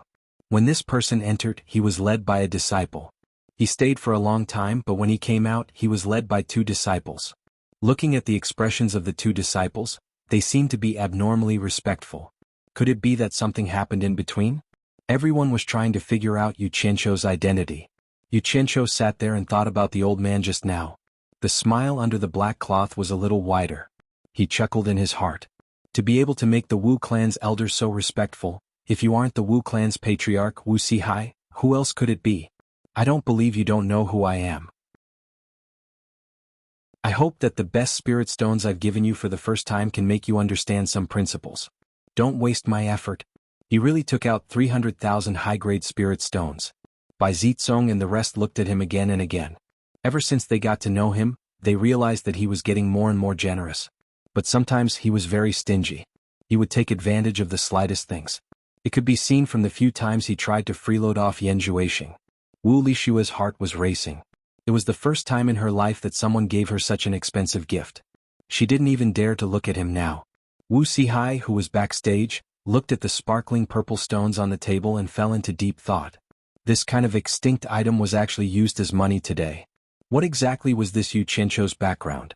From his tone, it seemed like he didn't care about these supreme grade spirit stones at all. This meant that he had more than just these supreme grade spirit stones. Li Cheng seemed to have mentioned that those black-clothed men didn't even put Fuxian Island in their eyes. Their background was deep. It seemed like there were still unknown and powerful forces in this world. Elder Wu Lei. Wu Sihai came back to his senses and shouted. The one who shouted was the elder from before. Clan head. Wu Lei came over. Wu Sihai pointed at the purple spirit stones on the table and said, "Our Wu clan will keep these supreme grade spirit stones and store them in the storehouse. 300,000 high-grade spirit stones, after deducting the commission, prepare it for the seller." Wu Lei took a glance at the purple spirit stones on the table and cupped his hands with delight. Clan head is wise. Should be so. I will go and prepare it now. As he spoke, he swept the items on the table into the storage bag. Two clansmen who were beaming with joy followed. They were also members of the Wu clan, and they were naturally happy that the Wu clan was able to obtain benefits. On the stage, two Wu clan's clansmen walked out. One of them was holding a tray while the other took out two golden bracelets to show to everyone. Yu Qianqiu felt that this item was rather familiar. The second auction item is a mid-grade peak-grade defensive artifact, a pair of Vajra barriers. There are a total of 2 of them. The starting price is 20,000 high-grade spirit stones, and the highest bidder will win it. The minimum increment must not be less than 1,000 high-grade spirit stones. Everyone please bid. Wu Tai announced happily. Today's auction had a good start, and he was in a rather good mood. So it was the Vajra bracelets. No wonder it looked familiar, Yu Qianqiu muttered to himself. 20,000. Someone had already started to bid. 21,000, 22,000, 23,000. Subsequently, there were people who kept on bidding. It was obvious that this item was much more attractive and practical than that bullsh *T vermilion bird egg in everyone's eyes. It was also much more practical. Furthermore, those who were able to participate in the auction and bid were mostly the representatives of the righteous and evil sections. There were also some hidden tycoons in the cultivation world. They were all wealthy people, and as long as they felt that something was worth making a move, they wouldn't be stingy. Every time someone called out a price, Yu Qianqiu couldn't help but turn his head to look. Such a grand auction would only be held once every 5 years, and it would gather all the treasures that certain sellers had collected over the years.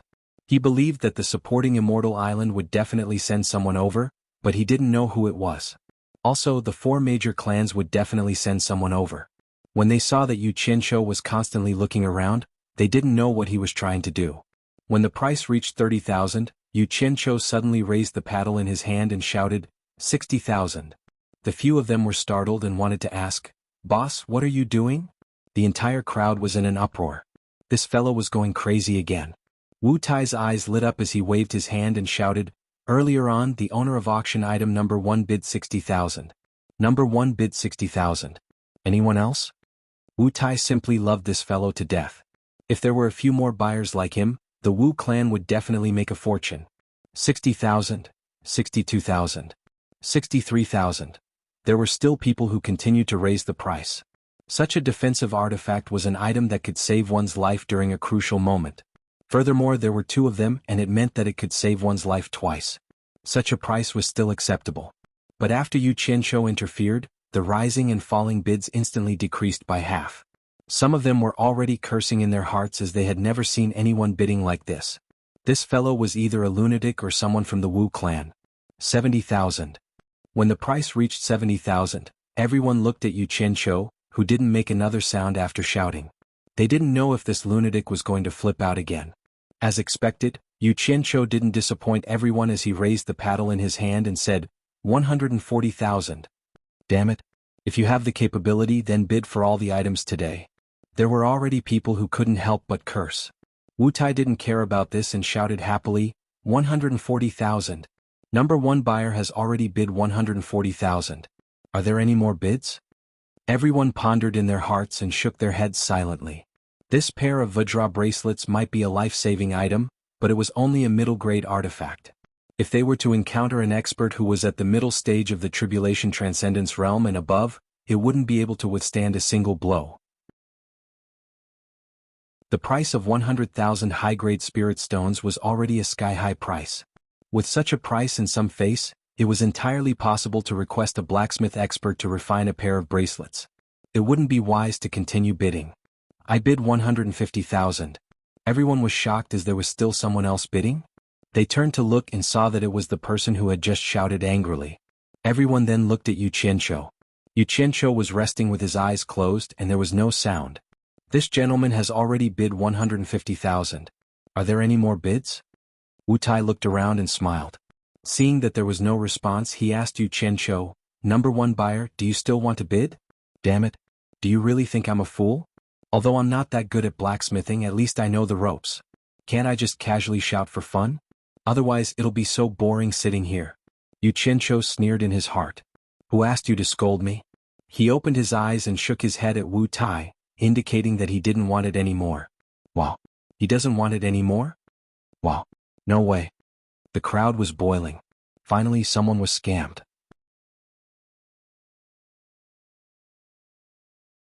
Chapter 192. The person who scolded him stood up and froze on the spot. He would be scolded to death by the sect if he paid 150,000 high-grade spirit stones for a pair of King Kong bracelets. Now that he thought about it, it was because everyone was silent and he couldn't stand that person's arrogance. He wanted to make that person pay more. Wasn't he rich? Who knew that he would stop after 2 rounds of bidding? Wasn't this a scam? Everyone looked at him with pity. He also looked around, hoping that someone else would bid a higher price. Even if it was 1,000 high-grade spirit stones, it would be enough. Unfortunately, no one took action to sympathize with him. In the end, his pleading gaze fell on Xianxia.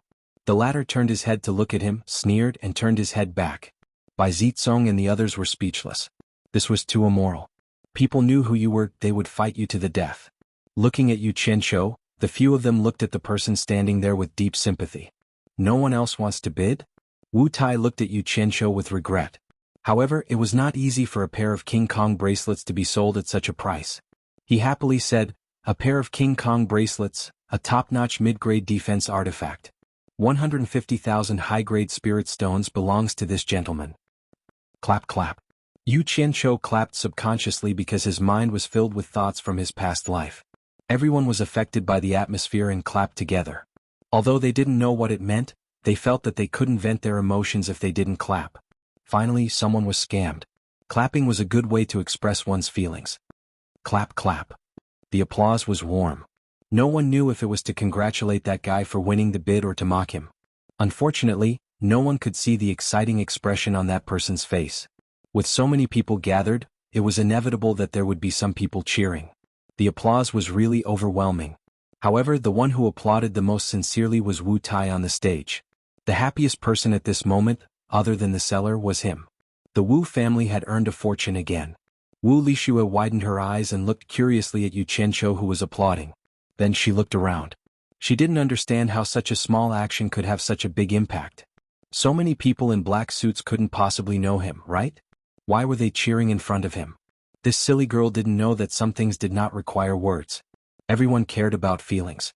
Since it felt good, everyone naturally followed suit.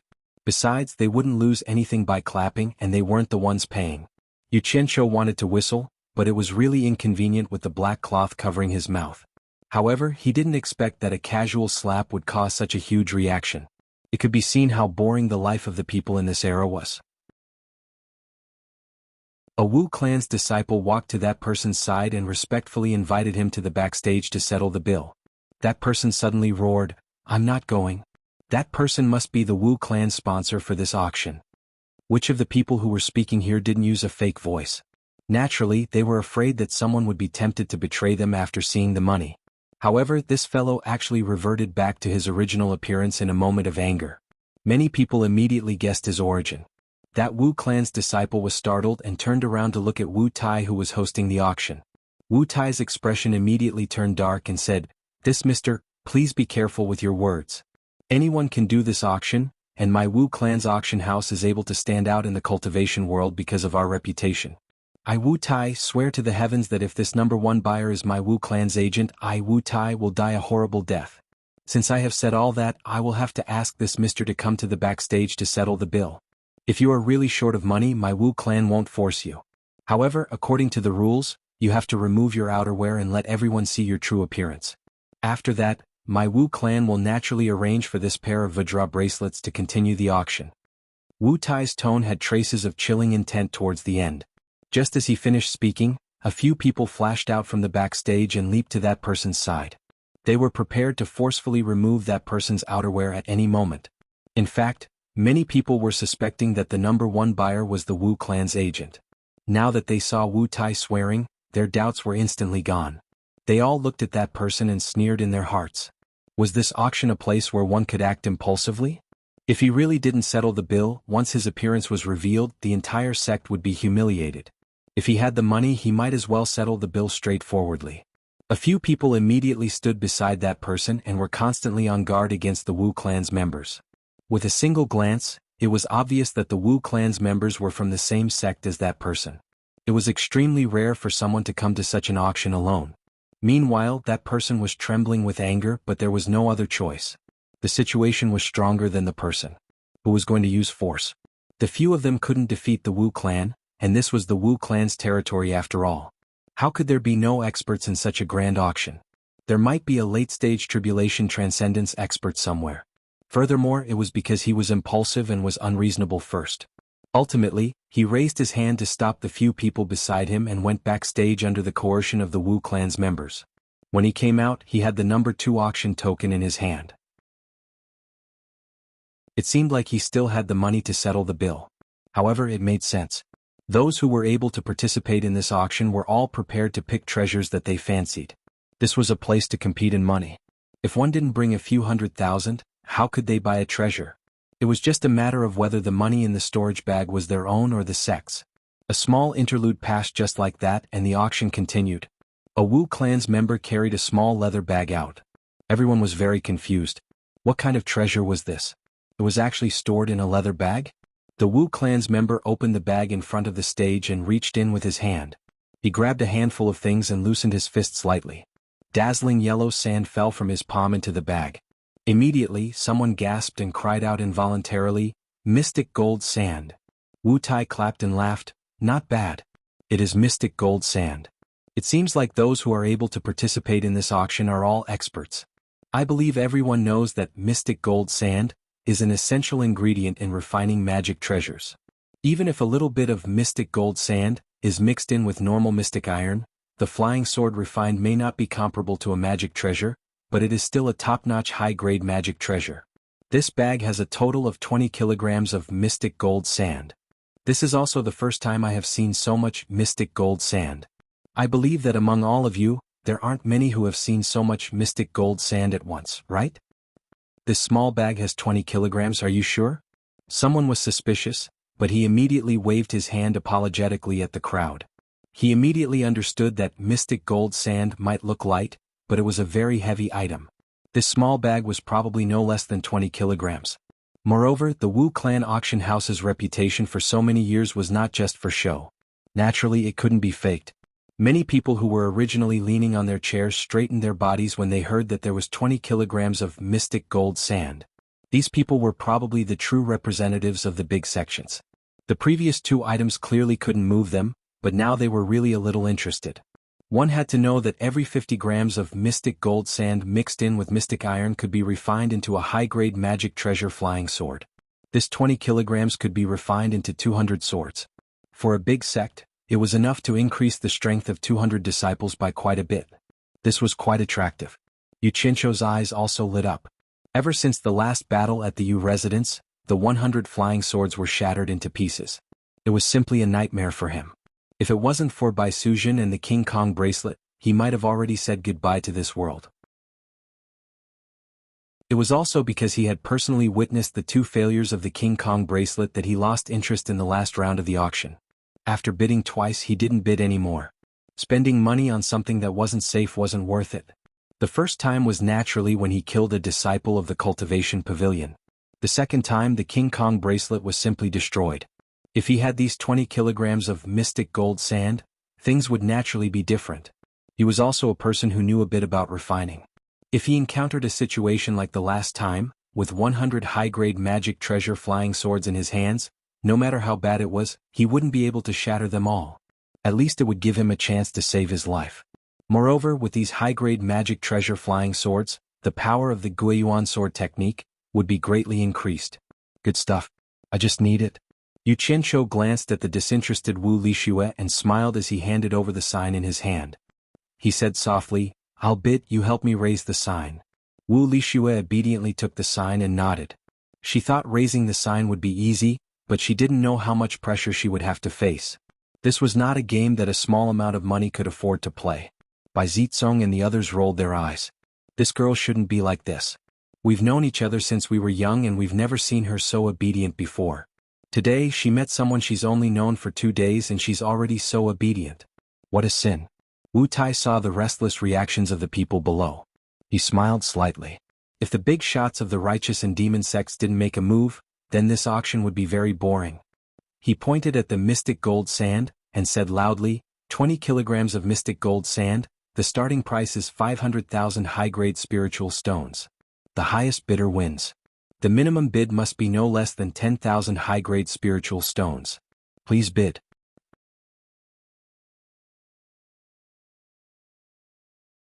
Chapter 193.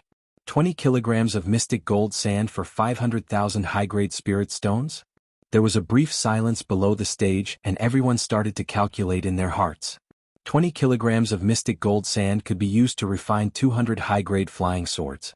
Of course, this was under the condition that all of them were successful. But basically, there was not much of a problem. They just needed to mix in the black iron and refine it, not to refine a magic weapon. The market price of a high-grade flying sword was about 3,000 high-grade spirit stones. 200 of them were worth 600,000 high-grade spirit stones. Excluding the price of the black iron and other materials, this starting price of 500,000 was indeed a bit expensive. But in terms of the quantity, it was completely worth it. Moreover, compared to the improvement of the strength of 200 disciples, it was very promising. 500,000. Yu Qianqiu waited for a long time. Seeing that these guys did not respond, he had to test the waters first. Wu Lixue raised the sign in her hand.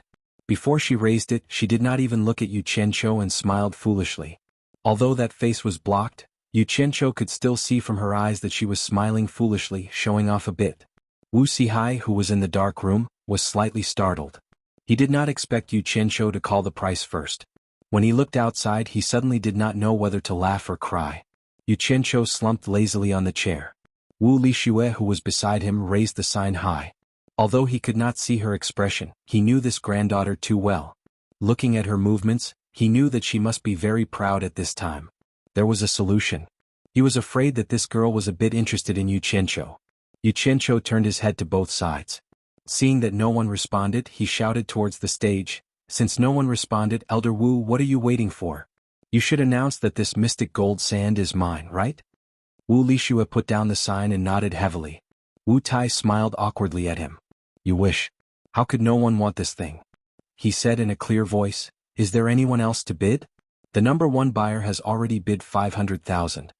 After shouting once, there was still no response from below. Wu Tai's expression suddenly twitched a little. Could it be that no one responded? Xianxia stood up, turned around and looked around. Those who had wanted to raise the price didn't dare to speak after being stared at like that. Xianxia looked around in confusion. Strange, no one is bidding for this item? That's impossible, right? Buyer number 1 has bid 500,000 upper spiritual stones. Are there any other bids? Wu Tai shouted again. There was an indescribable expression on his face. In short, he was very embarrassed. He had hosted an auction for so many years, but this was the first time he had encountered such a situation. Xianxia slowly turned around, stared at Wu Tai on the stage and said in a solemn voice, Elder Wu, you can announce the results already, right? Wu Tai smiled apologetically at him and shouted for the third time, Is there anyone else who wants to increase the price?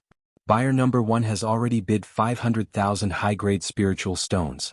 If you want to increase the price, please be quick. According to the rules, he was allowed to shout 3 times for a single bidding result. However, it was useless to shout.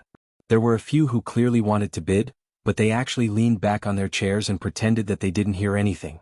After shouting 3 times, there was actually no response. If he waited any longer, he would be violating the rules.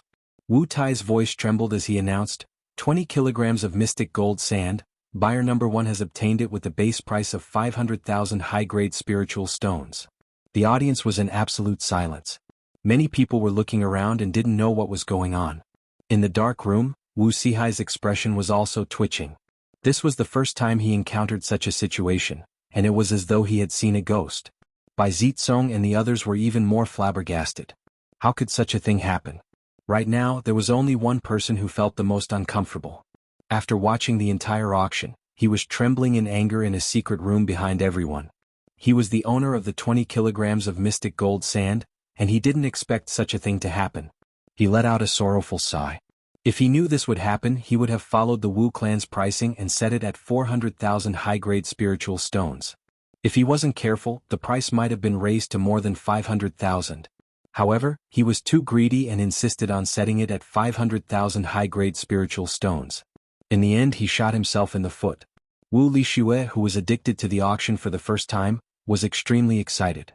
She didn't think that she would be able to win the bid in one go and didn't waste a single spirit stone from Xianxia.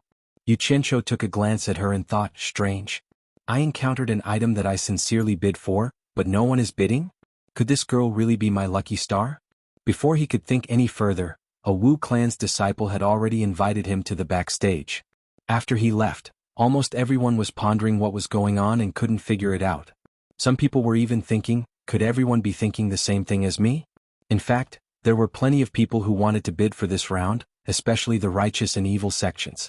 Just as they were considering, Xianxia suddenly called out a price.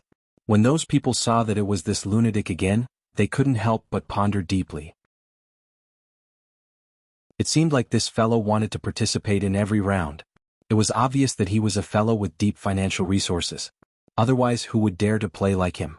As long as this guy opened his mouth, if he guessed correctly, he would either fight to the end and win in one go, or he would raise the price so high that it would be hard for him to swallow. The previous 2 rounds were a lesson to be learned from. After thinking about it carefully, this mystic gold sand's base price was also very high.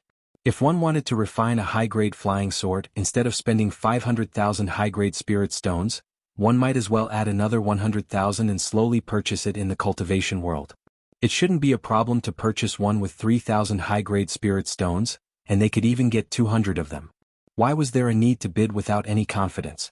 Even if one was able to purchase it and refine it into a magic artifact, putting aside the need to have a cultivator who could refine the magic artifact, even if there was, who could guarantee that all the refinement would be successful. Refining a magic artifact was different from a magic artifact. With the current refinement standard of the cultivation world, the failure rate wouldn't be low. However, this wasn't the most important point. The key point was, would this madman let you bid for it so smoothly? What's more, in the third round, there was already 10 kilograms of mystic gold sand. Presumably, the things later on would be even more incredible. If you spent a lot of money on this madman and encountered something you wanted later on, you could only stare helplessly. You couldn't possibly stop the auction and wait for you to go back to the sect to get your spirit stones. Some of the more powerful ones were still preparing to bid. However, at this time they suddenly saw Xianxia standing up and sweeping his gaze back and forth. After a careful look, these people who wanted to bid were all shocked. Who was this person? They actually couldn't see through his cultivation? Among them, there were a few people whose cultivation had already reached the middle stage of crossing tribulation. After they saw clearly, they were even more shocked. Even they couldn't see through his cultivation. There was actually a cultivator in the late stage of crossing tribulation who came to join in the fun? When this person came out from the backstage during the first round, the Wu clan actually sent 2 disciples to send him off. Furthermore, they even sat in the first row. The Wu clan must have known that this person's identity was extraordinary, which was why they did this. In addition to the previous considerations, they felt that there was really no need to compete with this person at this time. If they angered this person, who could guarantee that he wouldn't be able to find out who was going against him in the future? Would he look for trouble with them? It wouldn't be too late to compete when there was a really good item. At least it would be worth it. As for the other small sects, when they saw that the number 1 buyer actually wanted to buy the mystic gold sand at the base price, they indeed wanted to join in. Even if they couldn't buy it, they would feel comfortable raising the price. However, when they thought about how they were short of money and how this guy didn't act according to common sense, what if they called out a price and the other party gave it to them? What should they do? Were they really going to let the Wu clan take off their clothes and show their faces in front of everyone? A lot of coincidences happened at the same time. In addition, Xianxia was filled with strangeness. As a result, no matter how hard they thought, they couldn't figure out why there was actually a situation where the mystic gold sand was bought at the base price. In the end, when the announcement was made, there were indeed people who regretted it. If they had known earlier, they would have just casually added a point to try. It would be too vexing to let someone buy it just like that. But who knew that everyone wouldn't bid for it?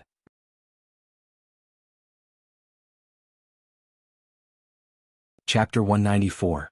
Congratulations to Mr. for purchasing the mystic gold sand at the base price. Wu Sihai walked out and congratulated Xianxia, who was settling the bill. This is truly a joyous occasion. I was originally prepared to take out at least 3 million, but who knew that no one followed the price? This is truly strange. Sigh. I really can't figure it out. Xianxia shook his head and sighed. 3 million. Wu Sihai smiled awkwardly. His Wu clan had lost 500,000 high-grade spirit stones for nothing because of this disturbance, and anyone would feel heartache. The Wu clan's descendants at the side were truly speechless. They really couldn't figure out how such a thing could happen. Logically speaking, with this troublemaker around, the price should be even higher. This really shouldn't be the case. Xianxia nimbly took out 50 pieces of supreme-grade spirit stones, which instantly dazzled everyone for a moment. After he returned, Martial Thunder held the pile of supreme-grade spirit stones and said with a bitter smile, "These originally belonged to us, but we can only take 10 pieces now. What happened to those people outside? I really can't figure it out." Sigh. Wu Sihai sighed and said, "Keep all the supreme-grade spirit stones. Prepare 400,000 high-grade spirit stones for the seller." The crowd watched as buyer number 1 staggered back. They all sighed in their hearts. This madman had picked up a bargain. Wu Tai, who was on the stage, couldn't help but take a few more glances at Xianxia. With a wave of his hand, the 4th auction item appeared. A Wu clan's descendant came out with a wooden tray that was covered with a red cloth. The middle of the tray was raised, and it was unknown what was covered. Another Wu clan's descendant reached out and opened it. It turned out to be a jade bottle that was as round as a child's fist and as tall as half a chopstick. There was a faint green color inside. Wu Tai regained his smile and said, "The contents of this bottle should be a little interesting to everyone. There is about a cup of wood spirit fluid." Wood spirit fluid? This time many people exclaimed. Many of the elders who were leaning on their chairs immediately sat up straight, and their eyes were filled with splendor. When Yu Qianqiu heard the commotion, he turned around to take a look. Could this be another treasure? Wu Tai introduced, I'm sure everyone knows that this wood spirit liquid is the essence of a spirit tree with a lifespan of 10,000 years. A tree that has gained spirituality cannot become a spirit after cultivating for 10,000 years. If it continues to cultivate, it will definitely give back the essence of the world. When the sun rises and the moon sets, it will spit out 10 drops of wood spirit liquid every day. After a year, the essence will be spat out and the tree will wither and die. Although the spirit tree is dead, the wood spirit liquid it spits out has a miraculous effect. Just a drop of it can help the spirit grass we grow in the cultivation world increase its growth rate by 100 times. It is truly miraculous. If any sect had any top-grade spirit grass, they would definitely know that this kind of spirit grass grew very slowly. Some needed a few years to mature, and some even needed decades or centuries before they bloomed and bore fruit. Even if they produced seeds, they would have to wait for many years. With this wood spirit liquid, a few hundred-years-old spirit grass could bloom and bear fruit in a day with just a few drops. Wu Tai observed everyone's reaction and smiled. All right, I won't say much more. The starting price of this item was originally 1 million upper-grade spirit stones, but due to the influence of the previous auction item, the seller specially came to our auction house and lowered the starting price to 800,000. The starting price of wood spirit liquid is 800,000 upper-grade spirit stones, and the highest bidder wins. The minimum bid cannot be lower than 50,000 upper-grade spirit stones. Please bid. Damn it. After talking for so long, I thought it was some kind of treasure. Isn't this thing the same effect as the purple chaos in Utopia? What use do I have for this damn thing? I can have as much purple chaos as I want, and I can use as much as I want. Furthermore, the starting price is 800,000. Giving it to me for free, I'll think it's a burden. Yu Qianqiu muttered to himself. He moved his body, and Wu Lishua's eyes instantly lit up. She tightly held onto the token in her hand, and as long as he shouted, she would immediately show it to everyone. She was a little addicted to playing, but Yu Qianqiu moved his body to lie down more comfortably. Wu Lishua looked at him anxiously and was just short of pulling his ear and telling him, hey, don't fall asleep, this is a good item. The scene was surprisingly quiet, and even the sound of a pin dropping on the ground could be heard. Everyone's eyes were looking at buyer number 1 as they didn't know what kind of trick he was going to play. After waiting for a long time without any reaction, Wu Tai was a little anxious on the stage. He smiled embarrassedly and said, for such a good item to appear here, it is truly a fated opportunity that can only be encountered and not sought for. Could it be that no one wants such a treasure? Wu Tai was really a little afraid. In the previous round, an auction item was bought at the starting price, and this was something that had never happened in the Wu clan's grand auction that was held once every 5 years. Could it be that there was going to be an unsold item this time? This was too inconceivable, right? One had to know that the Wu clan had a huge business and a huge population. A single year's expenses were quite a lot, and the auction that was held once every 5 years was the time to earn a lot of money. If this carried on, the entire Wu clan would have no choice but to live off their capital. Putting aside this matter, such a matter was enough to strike the Wu clan's reputation, and they would definitely become the laughingstock of the cultivation world. Wu Tai took a deep breath, and he had made up his mind to never allow an unsold item to appear. As long as no one said anything, he wouldn't say anything either. Withdrawing the auction item was something that couldn't be done no matter what. Wu Liqing also couldn't sit still as this was related to his clan. When he saw everyone looking at Yu Qianqiu, he who had been silent, pulled Yu Qianqiu and said, you aren't even going to buy such a treasure? Yu Qianqiu didn't even turn his head and said, Tiske. Such a small bottle can be casually filled with anything, and it can be taken out as a treasure. The surroundings were originally quiet, and since everyone's cultivation wasn't that weak, they naturally heard what he said clearly. Everyone instantly felt like fainting. It felt like this fellow bought items according to the price. What a talent! Wu Liqing was almost choked by him to the point that he couldn't speak. He swallowed his saliva and said awkwardly, don't think that this bottle is small. The key is that the item inside is valuable. Right now the base price is 800,000. If we were to sell it, we could at least double the price. Is that so? Yu Qianqiu struggled to stand up and looked at the people behind him with doubt. He thought, then why aren't they saying anything? So, I really have no use for this item. Forget it, I will just treat it as giving Wu Liqing some face. After all, it wasn't a glorious matter for the Wu clan to have an unsold item. I will just treat it as spending money to do a favor. He nodded and said, I believe you. I will buy it. 800,000. Hearing this, Wu Lixue raised her paddle and looked at the people behind her with a proud expression. She didn't want to worry about the Wu clan right now, and she was looking forward to buying it herself. Those who knew that she was Wu Lixue and understood her temperament didn't know whether to laugh or cry. This silly girl was hopeless. Although this item was useless to Yu Qianqiu, it was very useful to other sects, especially those sects that had top-grade spiritual herbs. Even if the sects didn't have top-grade spiritual herbs, who could guarantee that they wouldn't encounter it in the future? With the wood spirit liquid, the big problem would be solved. This time no one would be courteous to Yu Qianqiu. Just as Wu Lixue put down her paddle, the crowd instantly exploded. Someone immediately shouted, 900,000. Someone immediately increased the bid by 100,000. Following that, someone shouted, 1 million, 1,100,000. They all skipped the price difference of 50,000 and increased it by 100,000. When it reached 2 million, Wu Lixue couldn't sit still anymore. She kept looking at Yu Qianqiu as if she was asking, why aren't you shouting yet? Yu Qianqiu didn't plan to buy this item. Originally he was bidding to give face to the Wu clan. Now that there was someone supporting him, it wasn't his business anymore. The people behind the Wu clan's front desk instantly let out a sigh of relief. They finally realized that it wasn't because the item wasn't good enough, but because they were waiting for Yu Qianqiu to ignite the fire. However, he clearly ignited the fire last round, so why didn't there be any reaction? This matter became a mystery that the Wu clan couldn't solve for many years. The grand auction that was held once every 5 years finally had the fiery scene it should have. The price of a bottle of wood spiritual fluid kept rising. When the price reached 3 million, not to mention Wu Lixue, even Yu Qianqiu was a little tempted. He didn't expect this item to be so valuable, so he carefully considered whether he should join in the fun or not. However, when the price increased by 300,000, he immediately rejected it. Damn it.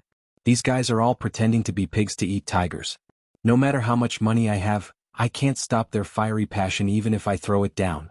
The key is that this item is really useless to me. What's the use of buying it at a high price?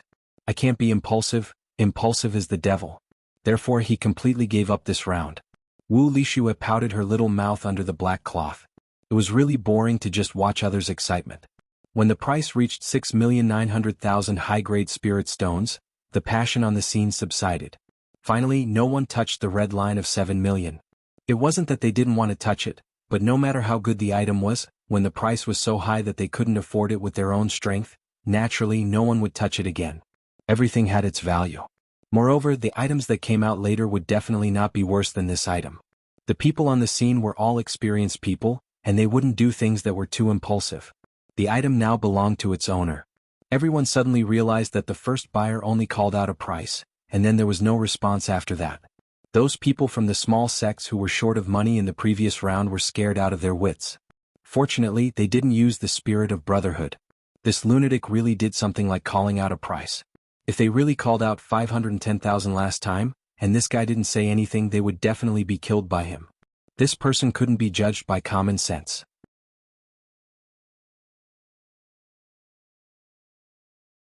Chapter 195. This round of bidding really shocked Yu Qianqiu. It wasn't that they couldn't afford the items in front, but they didn't like them. After all, they were using the government's money to do things, unlike him who was using his own money to buy whatever he liked. And once they encountered something slightly better, they would madly bite it like mad dogs.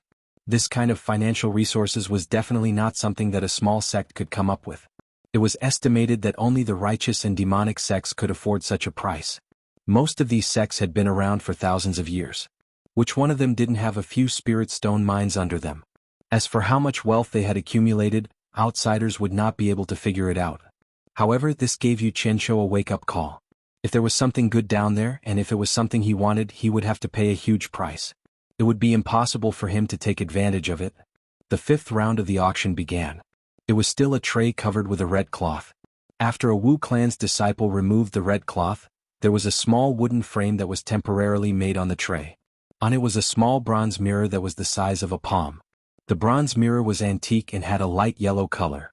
The mirror in the middle was slightly protruding, and the periphery was carved with a circle of patterns. There were 2 thin ear holes on the top and a thin chain. It seemed to be something that could be hung in front of the chest. Everyone was pondering what kind of treasure it was. Even Yu Qianzhou was no exception. However, one thing was certain. According to the auction order, this item might be more valuable than the wood spirit liquid in the previous round. Similarly, if anyone wanted to buy it, they would probably have to pay a bigger price. Under everyone's waiting gaze, Wu Tai smiled and said, "Rumor has it that in ancient times, there was a master refiner known as Divine Craftsman. I believe many people have heard of him." As soon as this opening was said, the people below immediately held their breaths in concentration. Many people's pupils suddenly constricted, and they stared at the small bronze mirror again, carefully sizing it up. Wu Tai took out the bronze mirror from the plate, pulled up the thin chain, and turned the back of the bronze mirror to face everyone. He continued, "It is said that this divine craftsman would leave his name on every treasure he refined Mo-Ru-Chi. Everyone knows that in ancient times the whole world was in chaos. Demons and ghosts could run amok in the human world. At that time, the human world also had many geniuses to fight against the demons and ghosts. Many amazing legends were left behind, which made us, the younger generation, fascinated. It is also because of those talented seniors that our cultivation world has today's peace." Presumably, many people knew that it was at that time that the divine craftsman forged a demon-revealing mirror and hung it on his chest to identify those demons that were wreaking havoc. "The bronze mirror in my hand is the demon-revealing mirror." As he spoke, he displayed the bronze mirror in his hand to the surroundings. Everyone looked at it with rapt attention. Sure enough, there were 3 ancient words carved on the back of the bronze mirror: "Nothing is better than a weapon." They all gasped. There was actually an ancient treasure that had been passed down to the present. They just didn't know if it was real or fake. Immediately, someone shouted, "Elder Wu, is your Wu clan really sure that this is the demon-revealing mirror of the ancient divine craftsman?" Hearing that, Wu Tai put the bronze mirror back on the plate and smiled at everyone. "My Wu clan doesn't dare to boast that we can appraise an ancient treasure, but this item is definitely the demon-revealing mirror. Of course, it's not enough to determine it just from the divine craftsman's carvings on the back. Because of this, my Wu clan once brought this item into the periphery of the demon-ghost region. In the end, all the demons and ghosts were revealed in this mirror. That's why I dare to say that this item is the demon-revealing mirror. As for whether this item really came from the hands of a divine craftsman or if it's an imitation, my Wu clan can't be sure. However, I want to ask everyone since ancient times, who has heard of a second demon-revealing mirror? Hey, I've never heard of it. Tell me." Yu Qianzhou pulled Wu Liqing. When he was in Kwangtsung, he didn't fit in with the group. When he was in Fuxian Island, he only thought about doing private work. He rarely talked nonsense with his fellow sect members, so he was really clueless about all kinds of illusions. Wu Liqing whispered into his ear, and the two of them started whispering. Everyone thought about it carefully and shook their heads secretly. They really hadn't heard of it. For a moment, the doubts in most people's hearts disappeared, and they revealed an indescribable expression. An ancient treasure was actually going to appear in this auction, and it was the work of a divine craftsman. This was really a dilemma for everyone. Why was it difficult to choose? This item was the handiwork of an ancient divine craftsman, so it could naturally be considered a treasure. However, according to the current classification of treasures, what level of treasure should this demon-revealing mirror be? At most, it was a magic tool. It couldn't even be considered a magic treasure, let alone a spiritual treasure. Because this item couldn't attack or defend, it didn't have any practical value. Did they have nothing better to do than to look for demons to mirror it? Moreover, demons had disappeared without a trace, so it was really difficult to find one. They couldn't possibly run to the demon domain and copy it, right? If they really did that, they would probably be guests of the demons and they would never be able to come back. Moreover, if this item was put up for auction now, the price would definitely not be low. It was really not worth it to spend a lot of money on this item. Who knew what other things would appear later? However, they could not bid for this useless item, especially when it was from the big sects of the righteous and demon sects. The handiwork of an ancient divine craftsman, and a treasure that had left its name in history, would be a gimmick in any sect, even though it was useless. Moreover, which sect didn't have an old man who could refine weapons? It was just a matter of skill. If they found out that they had missed out on a treasure made by a divine craftsman, they would probably be in trouble in the future. They would definitely say that after studying the treasure of a divine craftsman, they would definitely be able to greatly improve their refining skills in the future. Then they would make fun of them. So, they had to bid for it, but the key was to have a sense of propriety. Everyone looked at the demon-revealing mirror and smiled bitterly. How did this thing come out? After listening to Wu Liqing's introduction, Yu Qianqiu was shocked. This broken mirror could actually reflect demons of any cultivation level. Didn't that mean that it could even reflect Bai Suzhen? His heart was a little heavy. In his heart, he had already treated Bai Suzhen as a family member. Regardless of whether she was a demon or not, she was still his most trusted family member. He hated it when people mentioned that Bai Suzhen was a vixen. Even Chu Pinger had been heavily criticized by him because of this. Because he wanted Bai Suzhen to live a normal life, because she was a woman who could let him completely relax. That's right. She was a woman, not a demon. At least in his heart that was the case. Fortunately, this demon-revealing mirror was a one-of-a-kind item. Therefore he had to purchase this item at all costs. It wasn't for anything else but because this woman couldn't be slandered by anyone. Yu Qianqiu's eyes gradually narrowed as he stared at the demon-revealing mirror on the stage. Wu Lixue held the sign in her hand and constantly sized up Yu Qianqiu. She was a little restless again as the feeling of snatching something from others was too satisfying. However, she was afraid that Yu Qianqiu would disappoint her again. After all, the money belonged to him and she couldn't simply raise a sign for him, right? Wu Tai looked below the stage with a beaming smile and said, "Demon-revealing mirror, the base price is 1.5 million high-grade spirit stones. The highest bidder will win. Each increment must not be lower than 100,000 high-grade spirit stones. Will all the buyers please bid?" Most of the people below the stage were cursing the Wu clan's ancestors in their hearts. The Wu clan had arranged for the demon-revealing mirror to appear at this moment. It was obvious that they had seen through everyone's thoughts. It would be hard to explain if they didn't bid for such a useless treasure. Bid, right? This base price wasn't low, but it wasn't very high either. It was truly unbearable to swallow. Just as everyone was dealing with the Wu clan's ancestors in their hearts, Yu Qianqiu called out, 2 million. You're tuning in to the Sword Dance in the Vast Sky YouTube channel. Don't forget to subscribe and join us on this journey to catch the most captivating stories.